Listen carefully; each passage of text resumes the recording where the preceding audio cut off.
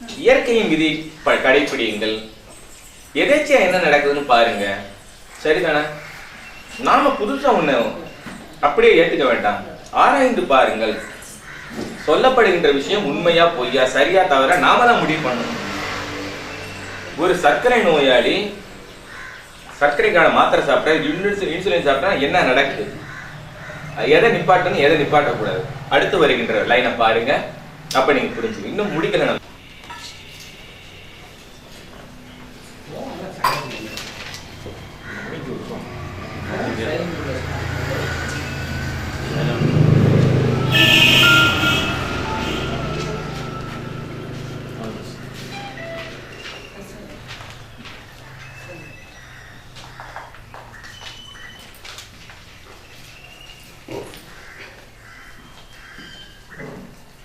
சிறு நிகரனா சார். சிறு நிகரனா. கிருகரன் கிருகரன் கிருகரனா. கிருகரன்.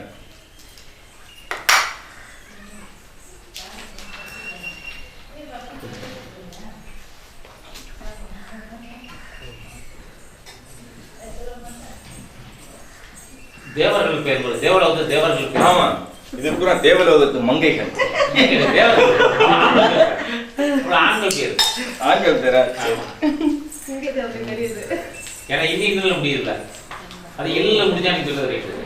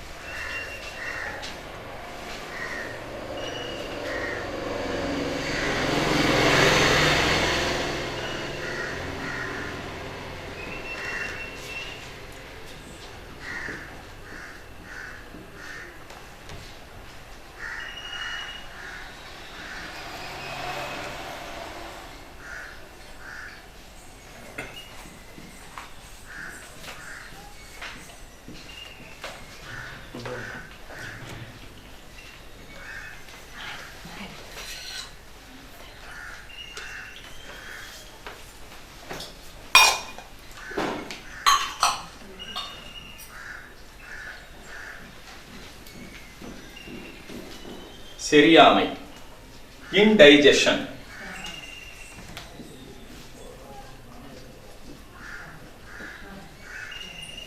செரியாமை, இன்டைஜஷன். இந்த செரியாமை என்பது இறைப்பை நீர் சரியாக சுரக்காதனால செமிக்கலைன்னா வரக்கூடிய கேஸ் ட்ரபிள், பிராணன் அபான், அதிகமா குசு போகும், அதிகமா ஏப்பம் வரும், நெஞ்ச வலிச்சு ஏப்பம் வரும், தோள்பட்டையை வலிச்சு ஏப்பம் வரும், தோள்பட்டை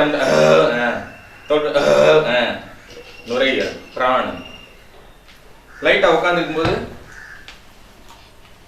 அப்படி தூக்குறாருன்னா அது அபானம். தூக்கிட்டு பக்கத்துல இருக்க ஆளை பார்ப்பாரு, அவர் போட்ட மாதிரி போட்ட. சோ இது நட கொலை செஞ்சதை கூட ஒத்துக்குவான், குசு போட்டதை ஒத்துக்குவான். கொலை கேஸ், கேஸ்ட்ரிக் ஜூஸ். யாரோ போட்டுட்டாங்கப்பா அப்படின்ற மாதிரி அவங்க கொசுவை வேற ஒண்ணும் இல்லை. சோ பிராணன் அபானன், வியானன் நாகன், சக்கஸ் எண்டரிக்கஸ். இந்த குடல் நீர் சரியா சுரக்கலைன்னா இந்த நெஞ்சில் வந்து அம்மா நெஞ்சு வலிக்குதே, ஒரு சோடா குடிச்சா சரியாயிடும். இது ஹார்ட். ஒரு இது சோடா கொடுக்கும் போதே நின்றுட்டு டமால். ஆக்சிஜன் தேவைப்படுது. ஹார்ட் ப்ராப்ளத்துல வியானனும் நாகனும் நெஞ்ச வந்து குத்தும், இல்ல அடி வைத்த குத்தும், தொப்புளை சுத்தி குத்தும். அப்படி குத்தும் போது இவங்க சோடா சாப்பிடுவாங்க, கார்பனேட்டட் வாட்டர். சாப்பிடும்போது ஏப்பம் வரும் கொஞ்ச நாளைக்கு. ஒரு சமயம் முத்துன பின்னாடி ஆக்சிஜன் டெபிசியன்சி அங்க இருக்கும், கார்பன் டை ஆக்சைடு உள்ள தள்ளுவாங்க, அப்படியே குப்புன்னு வெறுத்து அப்படியே கிளம்பிடுவாப்ல தட்டு நெருக்கி. ஸோ இது சக்கஸ் எண்டரிக்கஸ், குடல்நீரின் பாதிப்பு. அப்ப வியானன் நாகன், நெஞ்சு வலி, தோப்பட்ட வலிக்குது, ஐயா வேர்க்குதியா, கழுத்துல என்னமோ ஓடுது, தொண்டை கேட்குது, ஐயோ ஐயோ என்னை பிடிங்க, என்னை காப்பாத்துங்க. காப்பாத்துங்கன்னு சொல்றது மட்டும் நாக்கு முடிச்சு அங்க முடிஞ்சது. ஸோ இது சக்கஸ் எண்டரிக்கஸ். இது இதயம், சிறுகுடல், இதன் சக்தி குறையும் பொழுது இந்த காற்று அதிகமாகும். சக்கஸ் எண்டரிக்கஸ். இது நாக்க பிடிச்சி இழுக்கும், முதுக பிடிச்சி வலிக்கும், கால தூக்க விடாது. பொதுவா கைய தோற்பட்டே தூக்க விடாது. வியானன் நாகன். கூர்மன் கிரிகரன். இந்த வாயு அதிகமாயிருச்சுன்னா கண்ணை கட்டும், மயக்கமா வரும். இப்படி தெரியப்படுத்த சார் சார் எனக்கு கிருகிறன் பிடிக்குது அப்படின்னா என்ன படுத்துட்டு இருக்காடு பிறண்டு படுத்துறது கிருகிறன்னு வருதும்பா. படுக்கையில படுத்திருப்பான், படுக்கையில இங்கிட்டு கிருகிறன்னு சுத்தம் சார் எனக்கு ஊரே சுத்துறாருமா. படுத்துட்டு எந்திரிச்சா கிருன்னு சுத்தம், நடந்தா சுத்தம், உட்காந்தா சுத்தம், எந்திரிச்சா சுத்தம், அண்ணாந்து பார்த்தா சுத்தம். கிருகிறன். கண்ணை கட்டி மயக்கம் தள்ளும். கூர்மன். இது பித்த நீர் குறைபாடால் வரக்கூடியது. தேவதத்தன் தனிஜெயன். இது எச்சில் சுரக்காதனால வரக்கூடியது, அல்லது எச்சில் அதிகமா சுரக்கிறதுனால வரக்கூடியது. இடுப்பு வலி, கால் உளைச்சல், கால் வலி, உடம்பு வலி, மிதிச்சா நல்லா இருக்கு, மிதிக்காட்ட நல்லா இருக்குன்னா இதுதான். சமானன் உதாரணன். உட்காந்து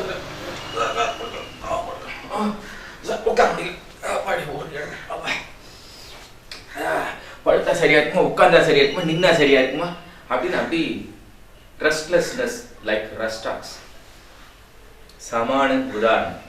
மண்ணீரல், இரைப்பையின் பாதிப்பு. அந்த ஏப்பம் வரும்போது என்ற விக்கலோடு முடியும். உதாரணம். விக்கலோடு வரக்கூடிய காத்து உதர விதானத்தை தட்டி வருவதால் அது உதாரணம். இப்படி ஒவ்வொரு வாயும் இருக்கு. ஆங்கில வைத்தியத்துல எல்லா வாயுக்கும் ஒரே மருந்து, டைஜீன் ஜெலுசின் தான். ஏன் அப்படின்னா அதனுடைய பார்வையில் இது excess secretion of hydrochloric acid. Hydrochloric acid ஒரு அமிலத்தை காரத்தால் சமன் செய்தல். ஒரு ஹைட்ரோகுளோரிக் ஆசிட்டை அலுமினியம் ஹைட்ராக்சைடை போட்டோம்னா சரியாயிடும். பேப்பர் அலுமினியம் ஹைட்ராக்சைடை போட்டா aluminium hydroxide with hydrochloric acid, acid அதிகமா சுரக்குது. நான் அலுமினியம் ஹைட்ராக்சைடு, மெக்னீசியம் ஹைட்ராக்சைடு அப்படின்ற காரத்தை போட்டா இந்த அலுமினியம் குளோரைடு, மெக்னீசியம் குளோரைடும் இந்த HNOH சேர்த்து H2O ஃபார்ம் ஆயிடும், வாட்டர். ஸோ ஒரு அமிலமும் காரமும் சேர்த்து வேலை பார்த்தா தண்ணியும் உப்பும் உருவாயிடும். அப்ப கேஸ் வராது. இவ்வளவுதான் அது. அதுக்கு அது பிராணனா, அபானனா, வியானனா, நாகனா, கூர்மனா, கிருகரனா, தேவதத்தனா, தனஞ்சயனா, சமானனா, உதானனா, அர்ஜுனனான்றது அதுக்கு கவலை இல்லை. அதை பொறுத்தவரை வாயு, அதன் கண்டுபிடிப்பு அவ்வளவுதான். இல்ல அதுக்கு மேல அவங்க ஒமிபரசோல் கொடுப்பாங்க, சிமெட்ரின் டிரான்ஸ்னா போய் இப்போ ஒமிபரசோல், இப்போ அதுக்கு மேல மருந்து வந்துடுது. அதுக்கு மேல ஹைட்ரோகுளோரிக் சுரக்குதா, வேகாட்டமி, அந்த வேகஸ் நெர்வையை கட் பண்ணிடுறது. அப்போ சுத்தமா சுரக்காது. இங்க கண்ணை வலிக்குதா, இங்க வரக்கூடிய நரம்பு கண்ணை வலிக்குதுன்னு சொல்லு, நரம்பு கட் பண்ணிட்டா வலிக்கிறது சொல்லாதுல.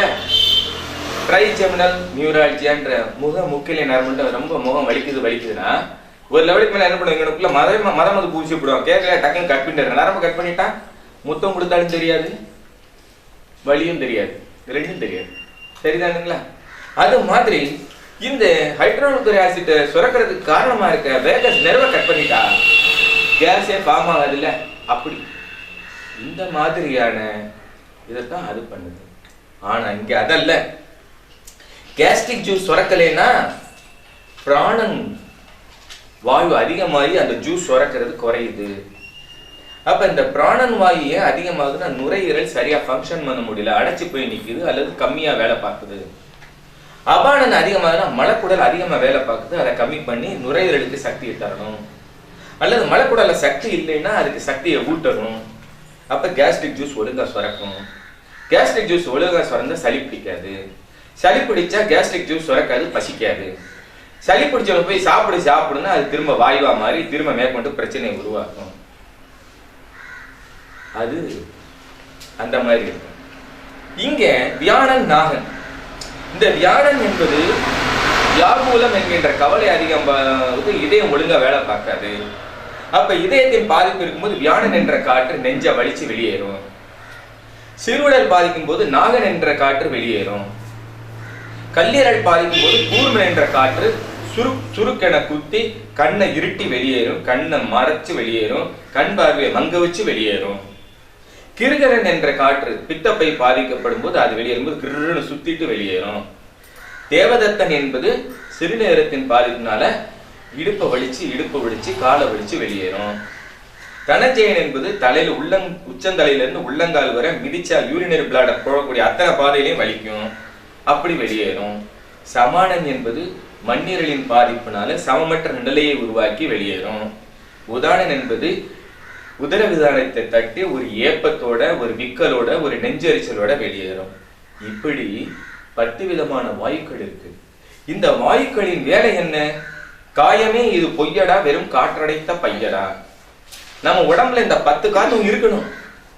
இது வெளியே போயிடுச்சுன்னா, பலூனு காத்து இருந்துச்சுன்னா பறந்துகிட்டே இருக்கும்.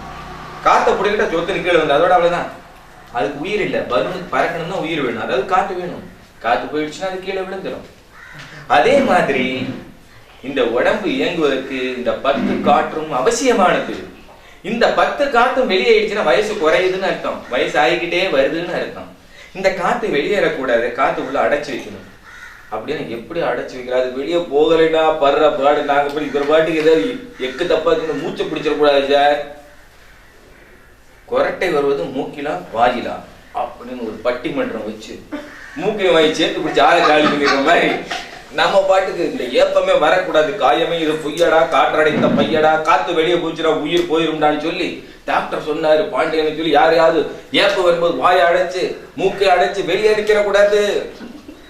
அப்ப என்ன பண்ணணும்? அத காத்தை குறைக்கணும்னா பிராணன் என்கின்ற காற்று அதிகமாக வெளியேறும் பொழுது நுரையீரலுக்கு சக்தி ஊட்டுங்கள்.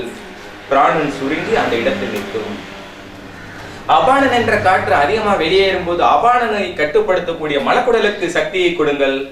மலக்குடலில் காற்று அடைபட்டு அது கருப்பையின் வாசலாக நின்று கரு களையாமல் பார்த்து 10 மாதம் குழந்தையை தங்க வைக்கும்.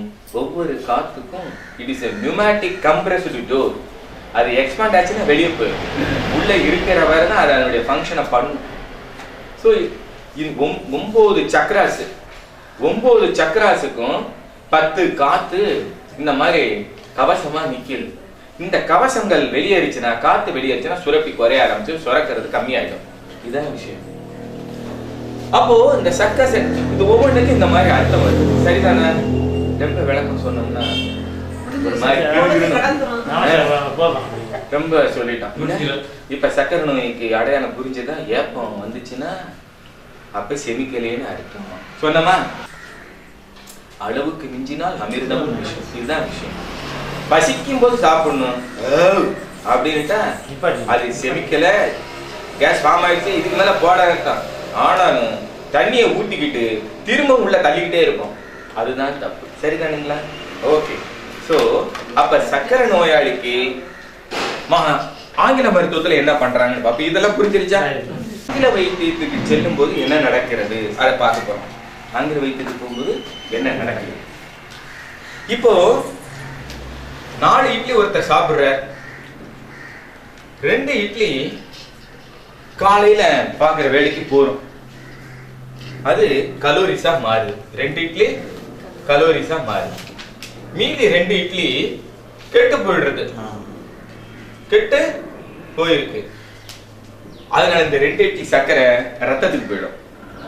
இந்த 2 இட்லி இம்மிடியட்டா உடம்போட வெப்பநிலை 98.4 டிகிரி ஃபாரன்ஹீட்டை மெயின்டைன் பண்றதுக்கும் உறுப்புகள் இயங்குறதுக்குமான பெட்ரோலா போயிடுது. இது 2 இட்லி கெட்டு போயிடுது, இது ரத்தத்துல போயிடுது. இது இந்த இட்லியை செரிக்க வைக்கிறதுக்கு இந்த மாவு கனை நீர் சுரந்தா சரியாகணும். அதுக்கு மிளகாப்பொடியும் எண்ணெயும் ஊற்றி தொட்டு சாப்பிட்ருக்கா. அந்த எண்ணெயை செரிக்க வைக்க பித்த நீர் சுரந்தா சரியா போயிடும். அந்த பருப்பை செவிக்க வைக்கிறதுக்கு கொஞ்சம் பித்த நீர் சுரந்தா சரியா போயிடும். இப்படி ஒவ்வொன்றுக்கும் ஒரு கணக்கு இருக்கு. அப்படி எது செமிக்கலையோ அது சர்க்கரையாக அங்க வந்து நிற்கும். நிற்கும். அப்ப அது கெட்டு போனதை சாப்பிட வேண்டாம், இன்சுலினை சுரக்காதேன்னு பிரெயின் கமாண்ட் கொடுத்துருது. அப்ப இந்த 2 இட்லி அப்படியே குப்பைக்கு போகுது. ஆங்கில வைத்தியத்துக்கு போனோன்னு அவங்க என்ன பண்றாங்கன்னா கிளைனேஸ், கிளைகோமெட், கிளைனாம், கிளிசிஃபேஜ் அப்படின்னு சொல்லக்கூடிய சர்க்கரை மாத்திரைகளை தருகிறார்கள். இந்த மாத்திரை என்ன பண்ணுது, அந்த லேங்கர்கன் ஹைலைட்ஸ்ல போய் வேலை பார்த்து அதை புழிஞ்சு இன்சுலினை சுரக்க வைக்குது. வீட்டுல ஒருத்தன் வந்து உட்காந்துருக்கான், ஐயா சாப்பிடுன்றான். இந்த 4 இட்லி சாப்பிடுறேன் ஐயா, நூலாம்பழம் பிடிச்சி வேண்டாம் எனக்கு, கழுத்தை பிடிச்சி அமைக்க தின்னியா அப்படின்னு என்னடா கத்திய காமிக்கிறான், பயந்துகிட்டு திம்பான்ல. அது மாதிரி இப்ப இந்த கிளைனேஸ், கிளைகோமெட், கிளைனாம் இதெல்லாம் போட்ட உடனே இன்சுலினை பிடிச்சி அமைக்கி புளிஞ்ச உடனே அது இன்சுலினை சுரந்துருது. இப்ப இன்சுலின் வந்த உடனே அந்த கெட்டு போன இட்லிய, கெட்டு போன சர்க்கரைய உடம்பு போய் உள்ள இழுக்கும். கெட்டு போன சர்க்கரை இழுக்கும். இந்த கெட்டு போன சர்க்கரை உள்ள போச்சுன்னா என்ன பண்ணும், அரிக்கும். இந்த கெட்டு போன சர்க்கரை உள்ள போனா என்ன பண்ணும், நிறம் மாறும், தோல் நிறம் மாறும், கருப்படிக்கும். இந்த கெட்டு போன சர்க்கரை உள்ள போனா என்ன பண்ணும், புண்ணாகும், புண்ணு ஆற விடாது. இந்த கெட்டு போன சர்க்கரை உள்ள போனா என்ன ஆகும், கண்ணு மங்கும். இந்த கெட்டு போன சர்க்கரை உள்ள போனா என்ன ஆகும், கோபம் வரும். கெட்டு போன சர்க்கரை உள்ள போனா என்ன ஆகும், தோப்பட்டை புடிச்சுக்கும், உடம்பு உடையும். இப்ப புரிஞ்சுதுங்களா? அப்போ ஒரு வாந்தி எடுத்து கக்குனத கக்க கூடாது, அதை எடுத்து திரும்ப சாப்பிட்டு அதை எடுத்து வாந்தி எடுத்து முழுங்கின மாதிரி கெட்டு போச்சுன்னு தூக்கி கொட்டுன குப்பையை அது உள்ள இழுக்குது மருந்து. இப்ப நம்மளுடைய சர்க்கரையின் அளவு குறைந்து விட்டது என்று கூறுகிறோம். புரிஞ்சதா? இது சரியா தவறா? தவறுதான். ஆனா இது திசுக்களுக்குள்ள இருந்தா கொஞ்சம் தான் தப்பு. ரத்த குழாயில நேரடியா இருந்தா, ரத்த குழாய் இணைச்சிருச்சுன்னா ரத்த குழாய் வெடிச்சிடும்.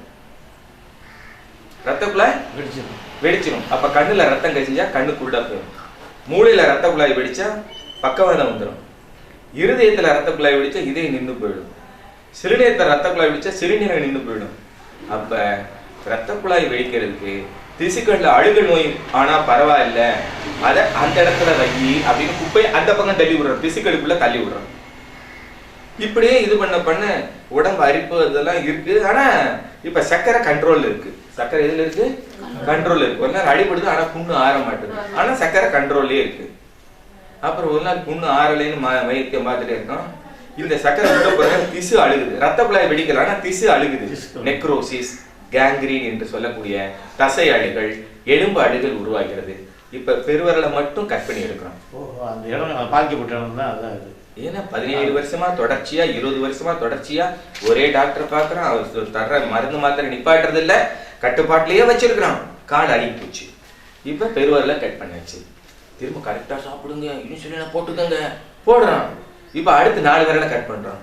அப்புறம் கணுக்கால கட் பண்றோம், முழங்கால கட் பண்றோம், இடுப்பு வரை கட் பண்றோம். இடுப்பு மேல கட் பண்ணோம்னா ஒண்ணும் இருக்காது, ஆளு அதுக்கு முன்னாடியே போயிடுறான். இதுதான் நடக்குது. ஸோ இதுதான் சர்க்கரை நோய்க்கான மாத்திரைகள் வந்து அந்த இடுப்பு ரத்தத்துல ஒன்று எடுக்குது, தசை திசுகளுக்கு அனுப்பி திசுக்கள் பாதிக்குது, ரத்த குழாய் பாதிக்கல, திசு பாதிக்குது. ரத்த குழாய் சாப்பிடலன்னா ரத்த குழாயை பாதிக்கும். அது வெடிச்சா உடனடியா சம்பவிக்கும். திசு பாதிச்சா லேட்டா சம்பவிக்கும். திசுல பாதிச்சா பாதிப்பு மெதுவா வரும். ரத்த குழாயினா உடனே, செடிக்குனா மெதுவா பாதிப்பு. வாய்க்காலே அடைச்சிருச்சுன்னா மொத்தமா எல்லாம் நின்றுடும். அதுதான் புரிஞ்சதுங்களா? சோ வாய்க்கால்ல இருந்து அந்த குப்பையை தூக்கி திசுக்களில் கொட்டுகிறார்கள். ஆனா இப்ப என்ன பண்ணணும், செரிமானத்தை முறைப்படுத்தணும். செரிமானத்தை முறைப்படுத்தணும். செரிமானத்தை முறைப்படுத்தினா இந்த கெட்டு போற விஷயம் வராது. அப்ப செரிமானத்தை முறைப்படுத்துறது அக்குபஞ்சர்ல எப்படின்னு அந்த 10 வாயுக்கள், பஞ்ச பூதங்கள், அந்த உறுப்புகள் அப்படி சொன்னோம். இப்ப இந்த சர்க்கரை நோய்க்கு வரவன் முட்டி போனவன் தான் வருவான். அந்த நேரத்துல உடனடியாக மாத்திரையை நிறுத்தக்கூடாது. ஏன் அப்படின்னா நிறுத்தின உடனே ரத்த குழாயில் அடைப்பு உருவாகி ரத்த குழாய் பஸ்ட் ஆகும். இது செய்யறது தப்புதான், வேற வழி இல்லை. திசுக்கள் அந்த சர்க்கரையை தூக்கி இருந்தா, நடக்கிற பாதையில குப்பை இருந்தா எப்படியா நடக்கிறது? அதை இருந்தா கொஞ்சம் அந்த இப்போதைக்கு ஒதுங்க வச்சு அந்த ரூம்ல தூக்கி போடுங்கயா அப்படின்னு நடக்க கொள்ள முடியும் இல்லையா? அதே போல டெம்பரரி வேலைய பெர்மனண்டா ரொம்ப வருஷமா பார்த்துக்கிட்டு இருக்கோம். புரிஞ்சுதுங்களா? அதுக்குள்ள இதை சீரமைக்கணும், ரத்த குழாயை பாதுகாக்கணும், அதே சமயம் வேகமா இதை செரிக்கக்கூடிய தன்மையை மாற்றணும், நல்ல செரிமானத்தை உருவாக்கணும். இப்ப புரிஞ்சுதுங்களா? அப்ப ஆங்கில வைத்தியத்தின் பிரகாரம் ஒரு பாதுகாப்பு தான் அந்த மாத்திரை கொடுக்கிறது. அதுக்குள்ள சரியான முறையில செரிமானத்தை உருவாக்கணும், உருவாக்கிட்டு அதை நிப்பாட்டணும்.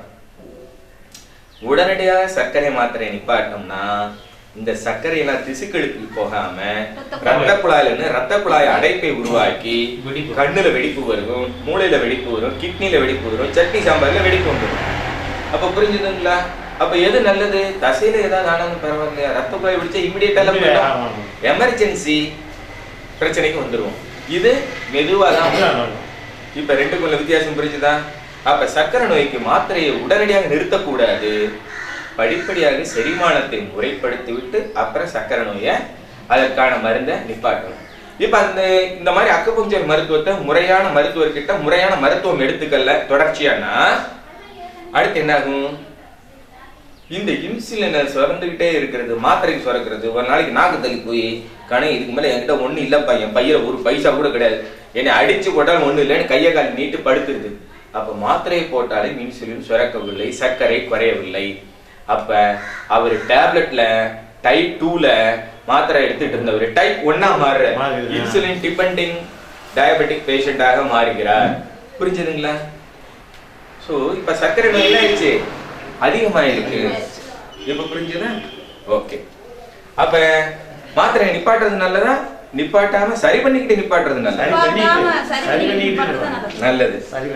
சோ நீங்க மற்ற டாக்டர் நிப்பாட்டுங்கன்னு சொல்றது சரியா தவறா என்பதை நீங்க புரிஞ்சுக்குங்க.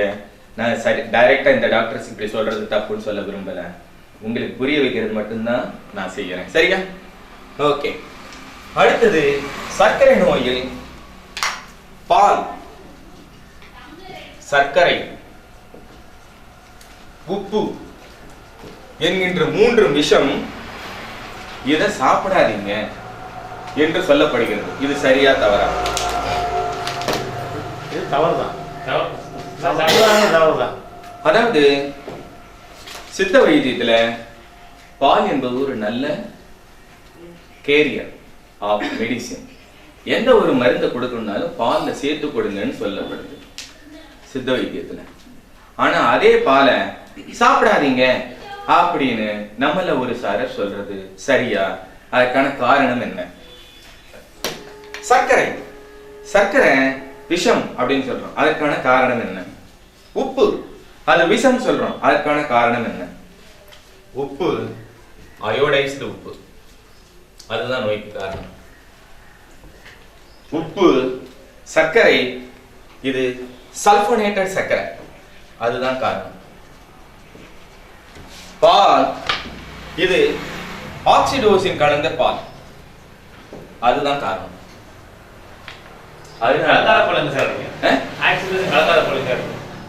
ஆக்சிஜன் கலக்காத பால் இங்கே கிடைக்கும். பசும்பால் இல்லப்பா. அதாவது பால் என்பது எப்படி கிடைக்குது? இன்னைக்கு பண்ணையில உள்ள மாடு ஒரு காலத்துல 4 லிட்டர் கறந்தது, இன்னைக்கு 40 லிட்டர் கறக்குது. எப்ப பால் அதிகமா சுரக்கும் அப்படின்னா குழந்தை பிறந்தவுடனே பால் சுரக்க வைப்பதற்கு இயற்கை நியதி இருக்கிறது. அதுக்கு ஆக்சிடோசின் அதிகமா உள்ள உருவாகும், அப்ப பால் சுரக்கும். இந்த ஆக்சிடோசின் நம்ம உடம்புலயே சுரக்கக்கூடிய ஒரு விஷயம். இதனுடைய வேலை என்னன்னா கருப்பையை வாசலை விரிய வைத்து உள்ளே இருக்க கன்று அல்லது குழந்தையை வெளியே தள்ளுதல், மார்பகத்திற்கு அதிக இரத்த ஓட்டத்தை அளித்து அங்கு பாலை சுரக்க வைக்கிறது. இதுதான் அதனுடைய வேலை. அப்ப கன்று ஈன்ற பின்னாலும் இந்த ஆக்சிடோசினை போட்டுட்டே இருந்தா பால் சுரந்துட்டே இருக்கும். இது அதிகமா போட நிறைய பால் சுரக்கும். பால்ல உடம்புல இருக்க அத்தனை நல்லதும் கெட்டதும் அப்படியே வரும். அதுல எந்த விதமான தடையும் இருக்க. அப்ப இந்த ஆக்சிடோசின் என்பது மார்பகத்தை பெருக்க வைத்து பாலை சுரக்க வைக்கக்கூடியது. அப்ப மாடு பெரிய மடுவோடு இருக்கும். சோ பெரிய மடுவோடு இருக்கக்கூடிய மாடு அதிக பாலை சுரக்கும். அந்த பால் இந்த ஆக்சிடோசின் வரும். இந்த ஆக்சிடோசினை குடிக்கக்கூடிய குழந்தைகள் சின்ன வயதிலேயே மெச்சூர் ஆயிடுவாங்க. சின்ன வயதிலேயே மார்பகம் பெருத்து போனதல், மார்பகத்தில் புற்றுநோய் வருதல் இதெல்லாம் உருவாகும். அடிக்கடி குடிக்கும். இதுதான் ஆக்சிடோசின். அடுத்து சல்பனேட்டட். சர்க்கரையில நாட்டு சர்க்கரை இருக்கு, மண்டவெல்லம் இருக்கு, அச்சுவெல்லம் இருக்கு, கருப்பட்டி இருக்கு, சீனி இருக்கு. இந்த சீனி என்பது அஸ்கா என்பது சல்பனேட்டட் சுகர். சல்ஃபரை அதுல ட்ரீட் பண்ணும்போது தான், சல்ஃபர்ல ட்ரீட் பண்ணும்போது தான் அது வெள்ளை நிறமா மாறும். அதுக்கு முதல்ல கரும்புச்சாறு மஞ்சள் நிறமா இருக்கும். அதுக்கு வெள்ளை ஆகிற ப்ளீச்சிங் இது எதுக்குன்னா இந்த சல்ஃபருக்கு தான் உண்டு. அந்த சல்ஃபர் அதுல கலந்து இருக்கிறதுனால எரியும் தன்மை அதுக்கு அதிகம். எரியும் தன்மை அதிகம். கல்யாண வீட்டுல அடுப்பு சரியா எரியலைன்னா, விறகு பச்சையா இருந்துச்சுன்னா கொஞ்சம் சீனி அள்ளி போட்டா நல்லா அடுப்பு. அதே சீனிய உள்ள போட்டோம்னா வயிறு எரியும். அந்த சீனி விலை ஏறினா மனசு சரியான சார். ஓகே. சோ இது சல்பனேட்டட் சர்க்கரை. அடுத்தது உப்பு, அயோடின் உப்பு. இந்த அயோடின் அப்படின்றது நம்முடைய தைராய்டுடைய ஃபங்க்ஷனுக்கு, தைராக்சின் சுரக்கிறதுக்கு அவசியமானது. இந்த தைராக்சின் சுரப்பதற்கு தேவையான அயோடின் எங்க இருக்குன்னா பொதுவா கடல் உப்புல இருக்கு. ஆனா இங்க மலைவாழ் மக்களுக்கு இந்த கடல் உணவுகளான மீனெல்லாம் கிடைக்கனால அவங்களுக்கு அயோடின் கிடைக்கிறது இல்லை. அந்த அயோடின் கிடைக்கலைன்னா தைராய்டு வீங்கி தைராக்சின் ஒழுங்கா சுரக்காது. அதனால இந்த அயோடின் உப்பு அவசியம்ன்றதுனால அயோடினை சேர்த்து கொடுத்தாங்க.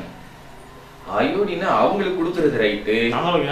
ஆனா அங்க இருந்து வந்த உடனே வீட்டுக்கு வரும்போதே மீனை வாங்கிக்கிட்டு வரக்கூடிய ஆளுகளுக்கு எதுக்கு அயோடின்? புரியுதா? மீன்ல அயோடின் நிறைய இருக்கு. ஆனா கருவாடு மீன் சாப்பிடாத ஆளுக்கு அயோடினை பத்தி கவலைப்படலாம். கடல் உணவுகள் நிறைய சாப்பிடக்கூடிய ஆட்கள் இன்னைக்கு இருக்கிறாங்க. அதே மாதிரி நாம இதெல்லாம் சாப்பிடுறோம். எது ஜிகர்தண்டா, அதுல எல்லாம் கடல் பாசி எல்லாம் சாப்பிட்டு அயோடின் நிறைய இருக்கு. இப்படி அயோடின் நிறைய இருக்கக்கூடிய விஷயங்கள் நிறையவே சாப்பிட்டுட்டு இருக்கிறோம். மண்ணுல நிறைய அயோடின் இருக்கு. கொத்தமல்லி, கருவேப்பிலை எல்லாம் அயோடின் இருக்குது. இதெல்லாம் நாம் நிறைய சாப்பிட்டுருக்கோம். மலையில தான் இந்த அயோடின் சத்து கம்மி. மலைவாழ் மக்களுக்கு அயோடின் தேவை. ஆனா நாம அயோடினை உப்புல போட்டு சாப்பிடும்போது உணவுகளில் இருந்து அயோடினை பிரித்து எடுக்கக்கூடிய தன்மையை நம் உடல் இழந்து விடுகிறது. அதனால் தைராய்டு ப்ராப்ளம் வர ஆரம்பிக்குது. அப்ப பால், சர்க்கரை, உப்பு மூணையும் நிப்பாட்டிருங்க அப்படின்னு சொல்றாங்க. இது சரியா? சரி மாதிரிதான் சார் தெரியுது. ஆனா நீங்க சொல்ல போறத கேட்டா தவறு மாதிரி தோணும் போல சார். இதுக்கு நம்ம பாலை வந்து நம்ம வீட்டுல ஒரு மாணவர்களை வாங்கி வச்சுட்டு கலக்காததான் மூணுமே கலக்காத சாப்பிடலாம். அதுல வந்து வெள்ளத்தை சாப்பிட்டுக்கலாம். அது போல சர்க்கரை போல. சரி, உப்பு வந்து அந்த நம்ம கடல் உப்பு போட்டுக்கலாம். அவ்வளவுதான். பாலுக்கு பண்ணிக்கிறீங்களா?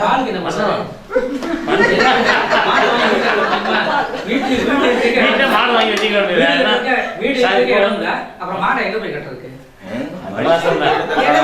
கிராமத்துல உண்டு. நீங்க பரமக்குடியில இருக்கீங்க, மாடை வாங்கி கட்டுறீங்க.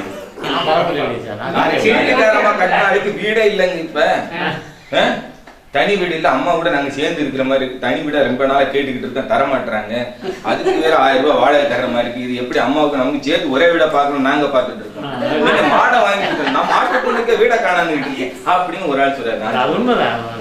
சரி, இப்போ புளி இருக்கு, வீடு இல்ல, அப்ப மாடு வாங்கிடுறது. சரி, இது இப்படி இருக்குன்னு சொல்றோம்.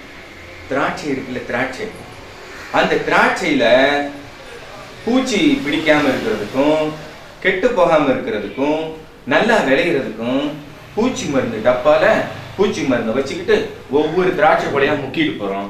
அது பூரா பூச்சி மருந்து இருக்கு. நம்ம வெளியே போயிட்டாங்க. ஆமா.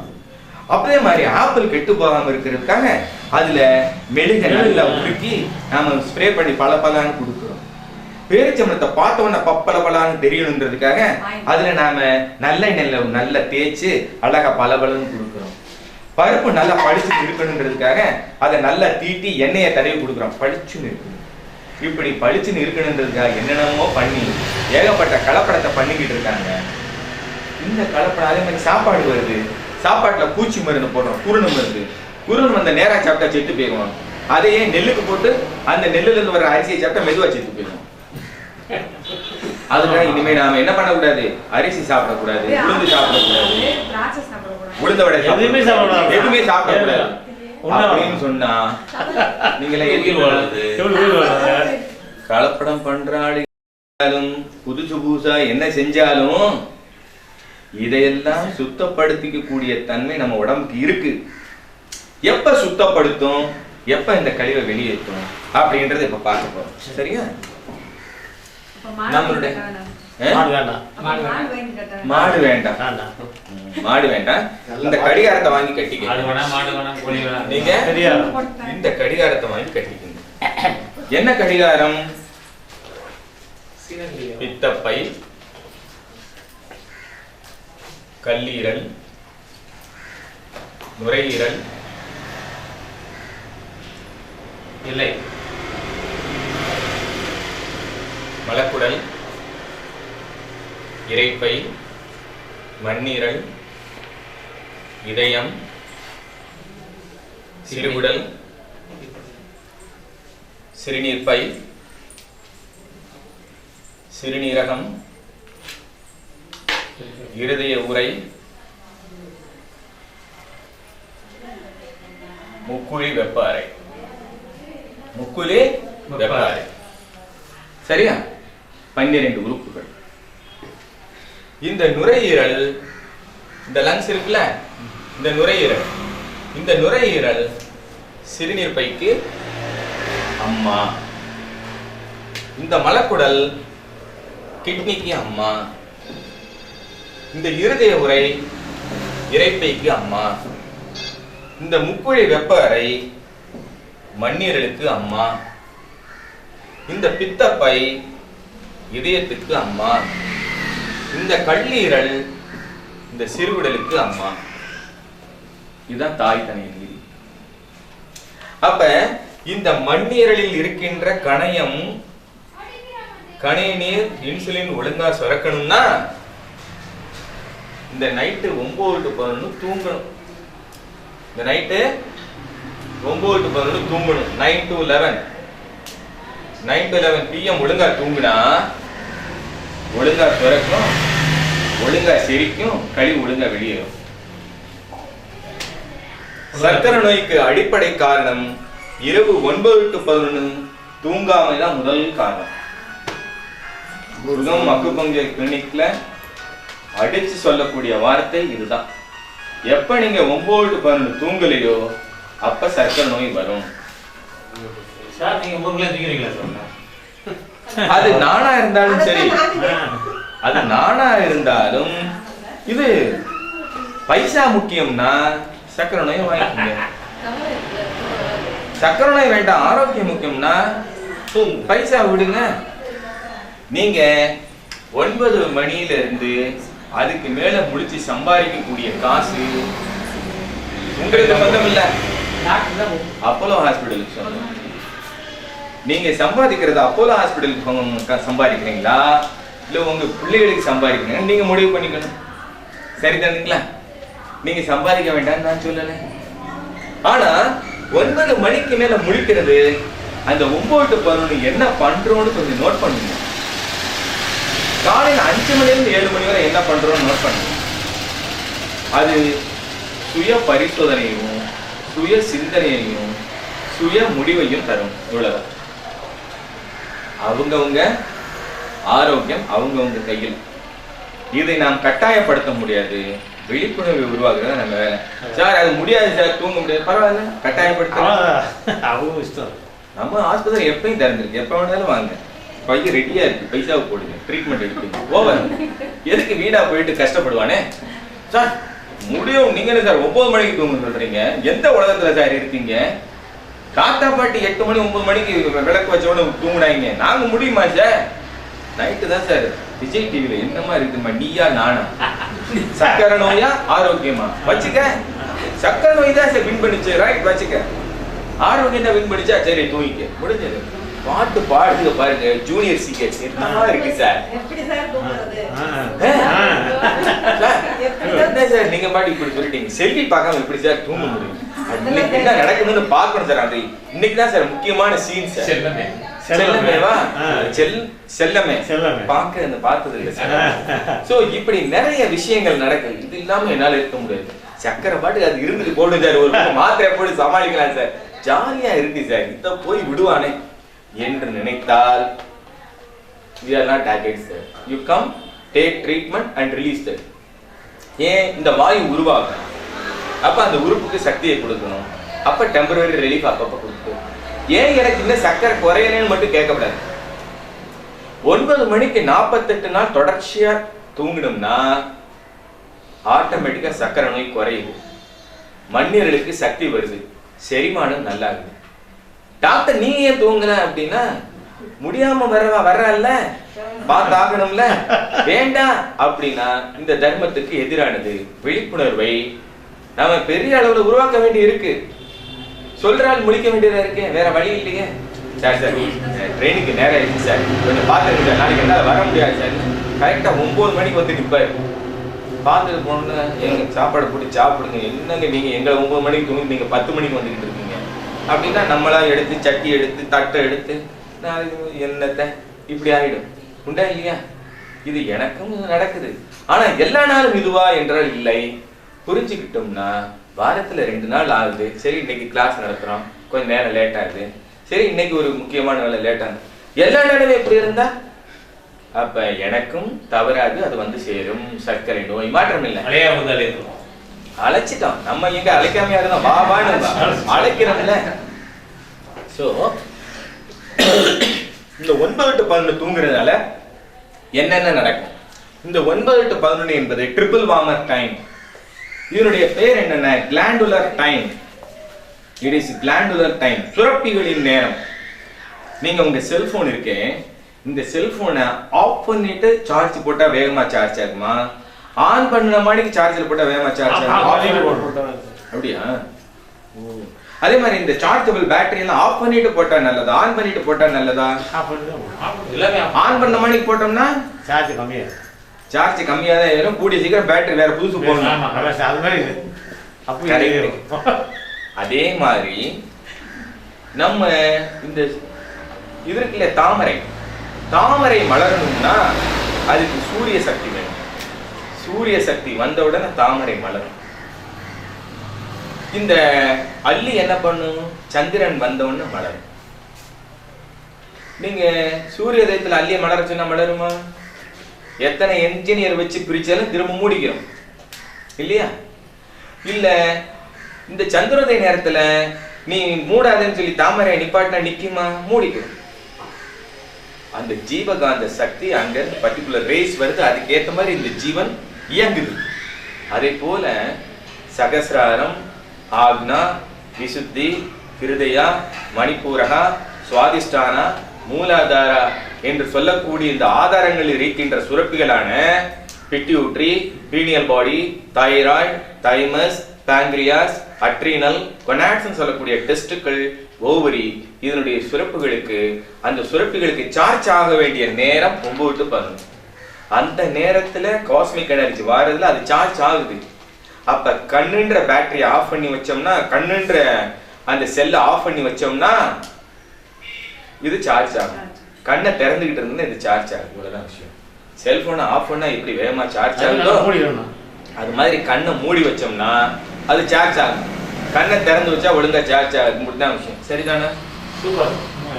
சோ அந்த நேரத்துல இந்த கண்ணை மூடாம முடிச்சுக்கிட்டு இருந்தோம்னா பிட்யூட்டரி பாதிக்கப்படும் பொழுது anterior pituitary and posterior pituitary hormone சுரப்பு குறையிறது.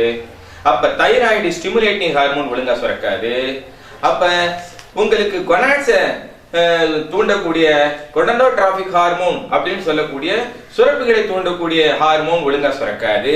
அப்ப பிட்யூட்டரின் பாதிப்புனால sexual problem, thyroid problem.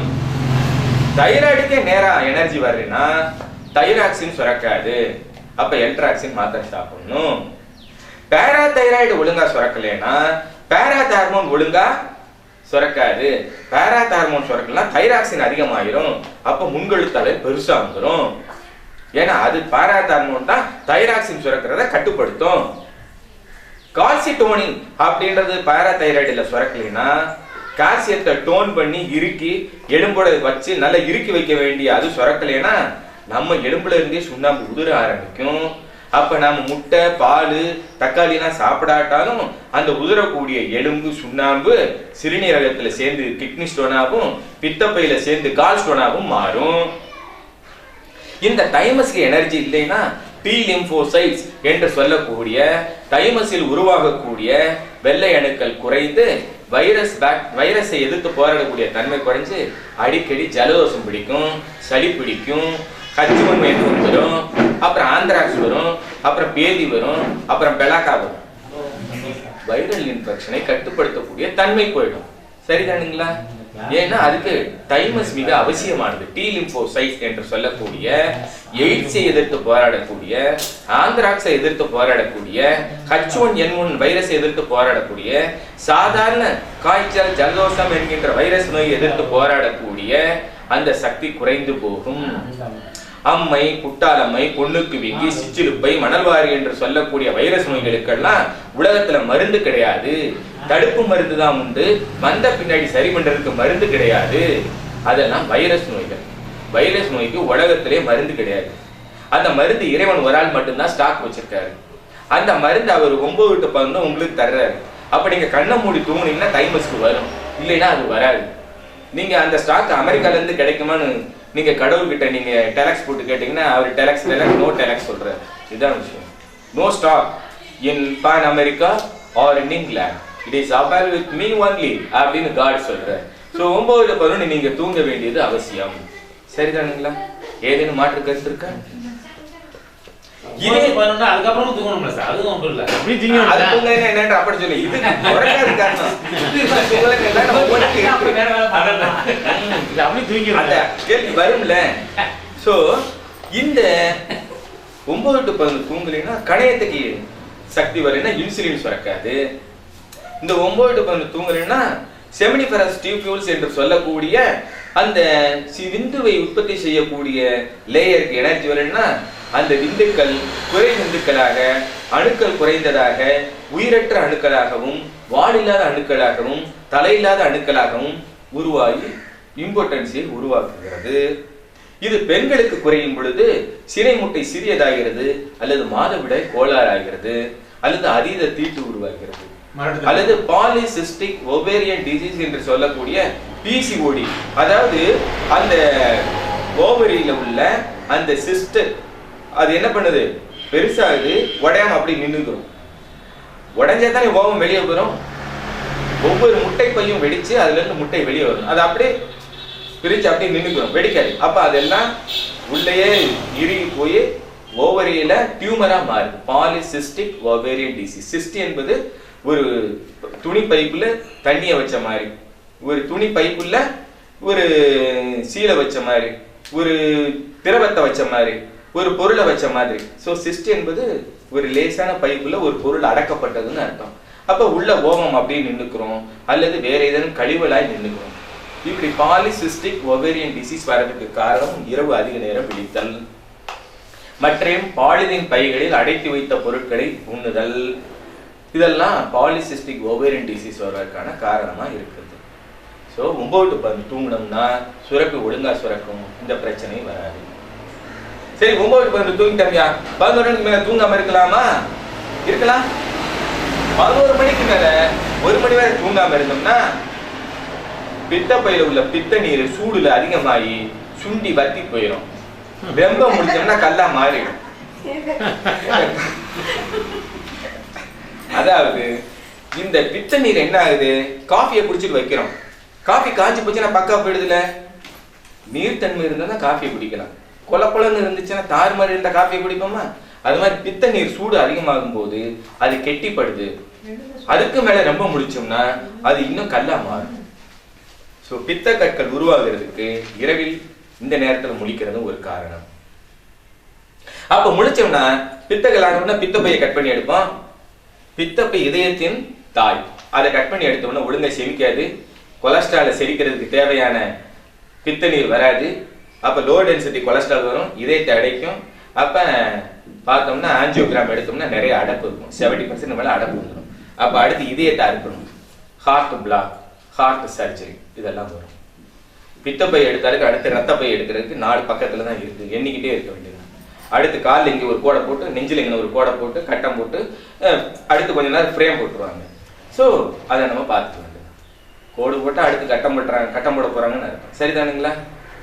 So night 11 to 1 முடிச்சோம்னா அது 1 to 3 முடிச்சோம்னா 1 to 3 முடிச்சோம்னா கல்லீரல் தான் என்ன பண்ணுவோம், ரத்தத்தை சுத்தம் பண்ற வேலையை அதுதான் பார்க்கணும்.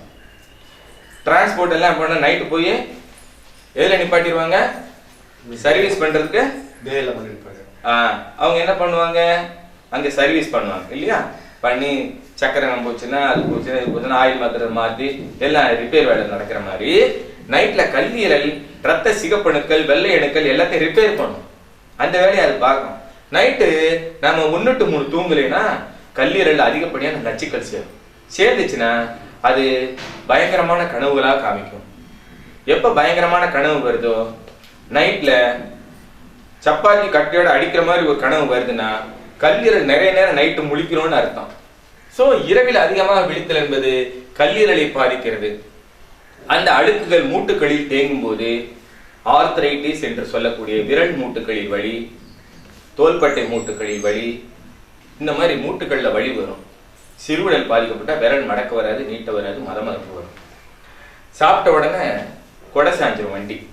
பெட்ரோல் போட்ட உடனே வண்டி ஓடணுமா, கொடை சாயணுமா?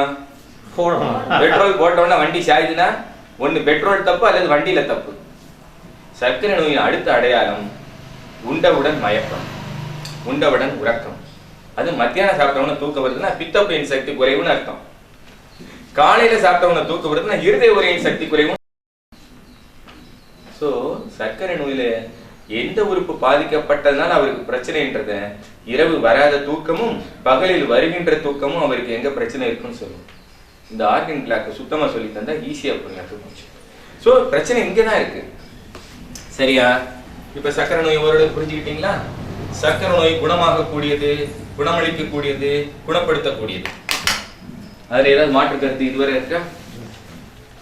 சர்க்கரை நோய் பத்தி இது மாதிரி ரத்த கொதிப்புக்கு என்ன காரணம், இப்படி ஒவ்வொன்றும் நிறைய இருக்கு.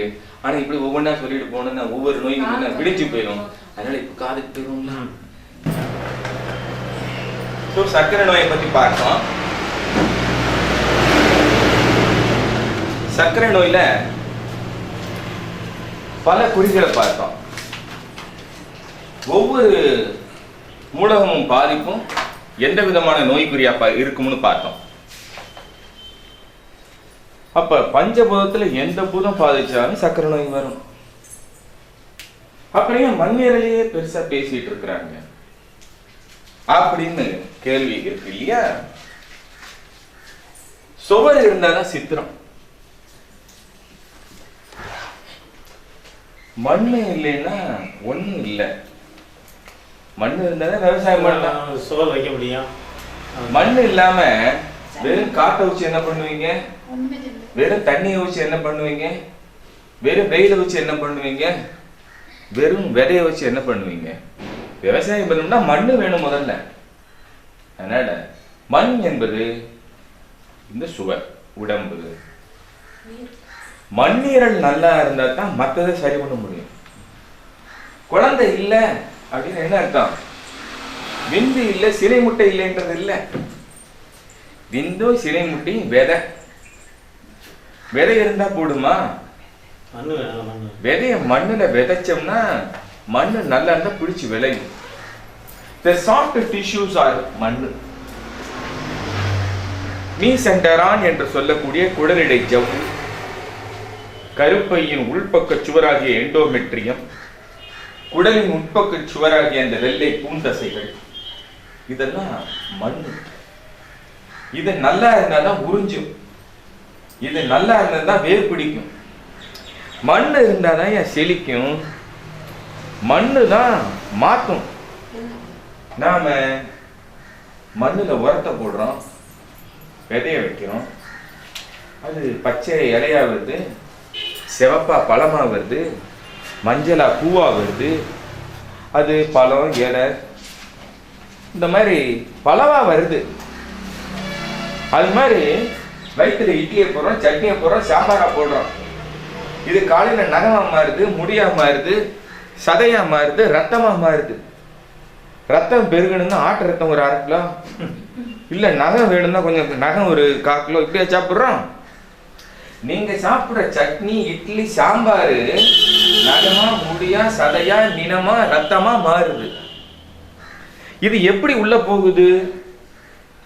ஒரு செல்லுல இருந்து இன்னொரு செல்லுக்கு சட்டினி சட்டினியா போகுதா, சாம்பார் சாம்பாரா போகுதா? அப்படி போறது இல்ல. அப்படி எப்படி போகுது? அது ஜெல் ரூபத்துல போகுது. ஜெல் ஜெல்லுன்னா என்ன? ஒரு பசையை போன்ற திரவ பொருள். அதுக்கு இன்னொரு பேர் தான் சளி. சளி ஜவ்வோடு பரவுதல் என்ற முறையில் ஒரு ஜவ்வுல இருந்து இன்னொரு ஜவ்வுக்கு போகும். பாம்பு இந்த பொந்துக்குல இருந்து அந்த பொந்துக்குள்ள நுழையிற மாதிரி, தண்ணி இந்த குழாயில இருந்து அந்த குழாய்க்கு போற மாதிரி நீர் திரவமாக முதலில் இது மாறுகிறது.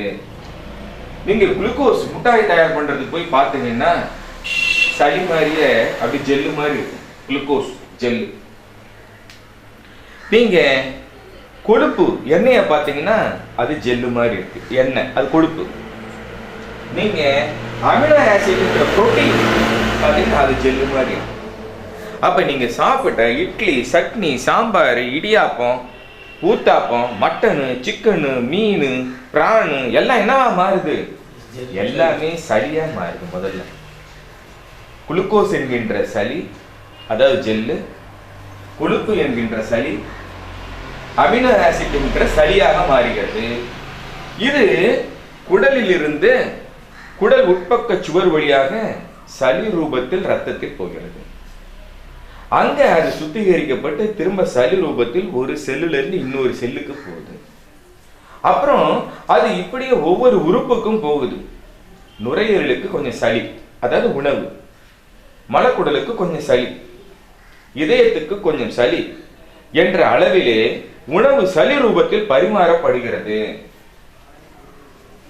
அப்படி பரிமாறப்பட்ட அந்த உணவு, சளி ரூபத்தில் இருக்கின்ற அந்த உணவு உறிஞ்சப்படாவிட்டால் அந்த இடத்துல அந்த சளி, அந்த உணவு இருக்கு. அந்த சளியை சாப்பிடுறதுக்கு கிருமி அங்க வருது. அப்ப அந்த கிருமியை கொண்டுட்டா சளி போகாது. அந்த சளி ரூபத்தில் இருக்கின்ற உணவை உறிஞ்சும் தன்மை அந்த உறுப்புக்கு கொடுக்கணும். குறமாச குழந்தை இருக்கு, நிறமாசத்துல பிறந்த குழந்தை இருக்கு. இந்த குழந்தைகிட்ட ஒரு பால் பாட்டில், அந்த குழந்தைக்கு ஒரு பால் பாட்டில்.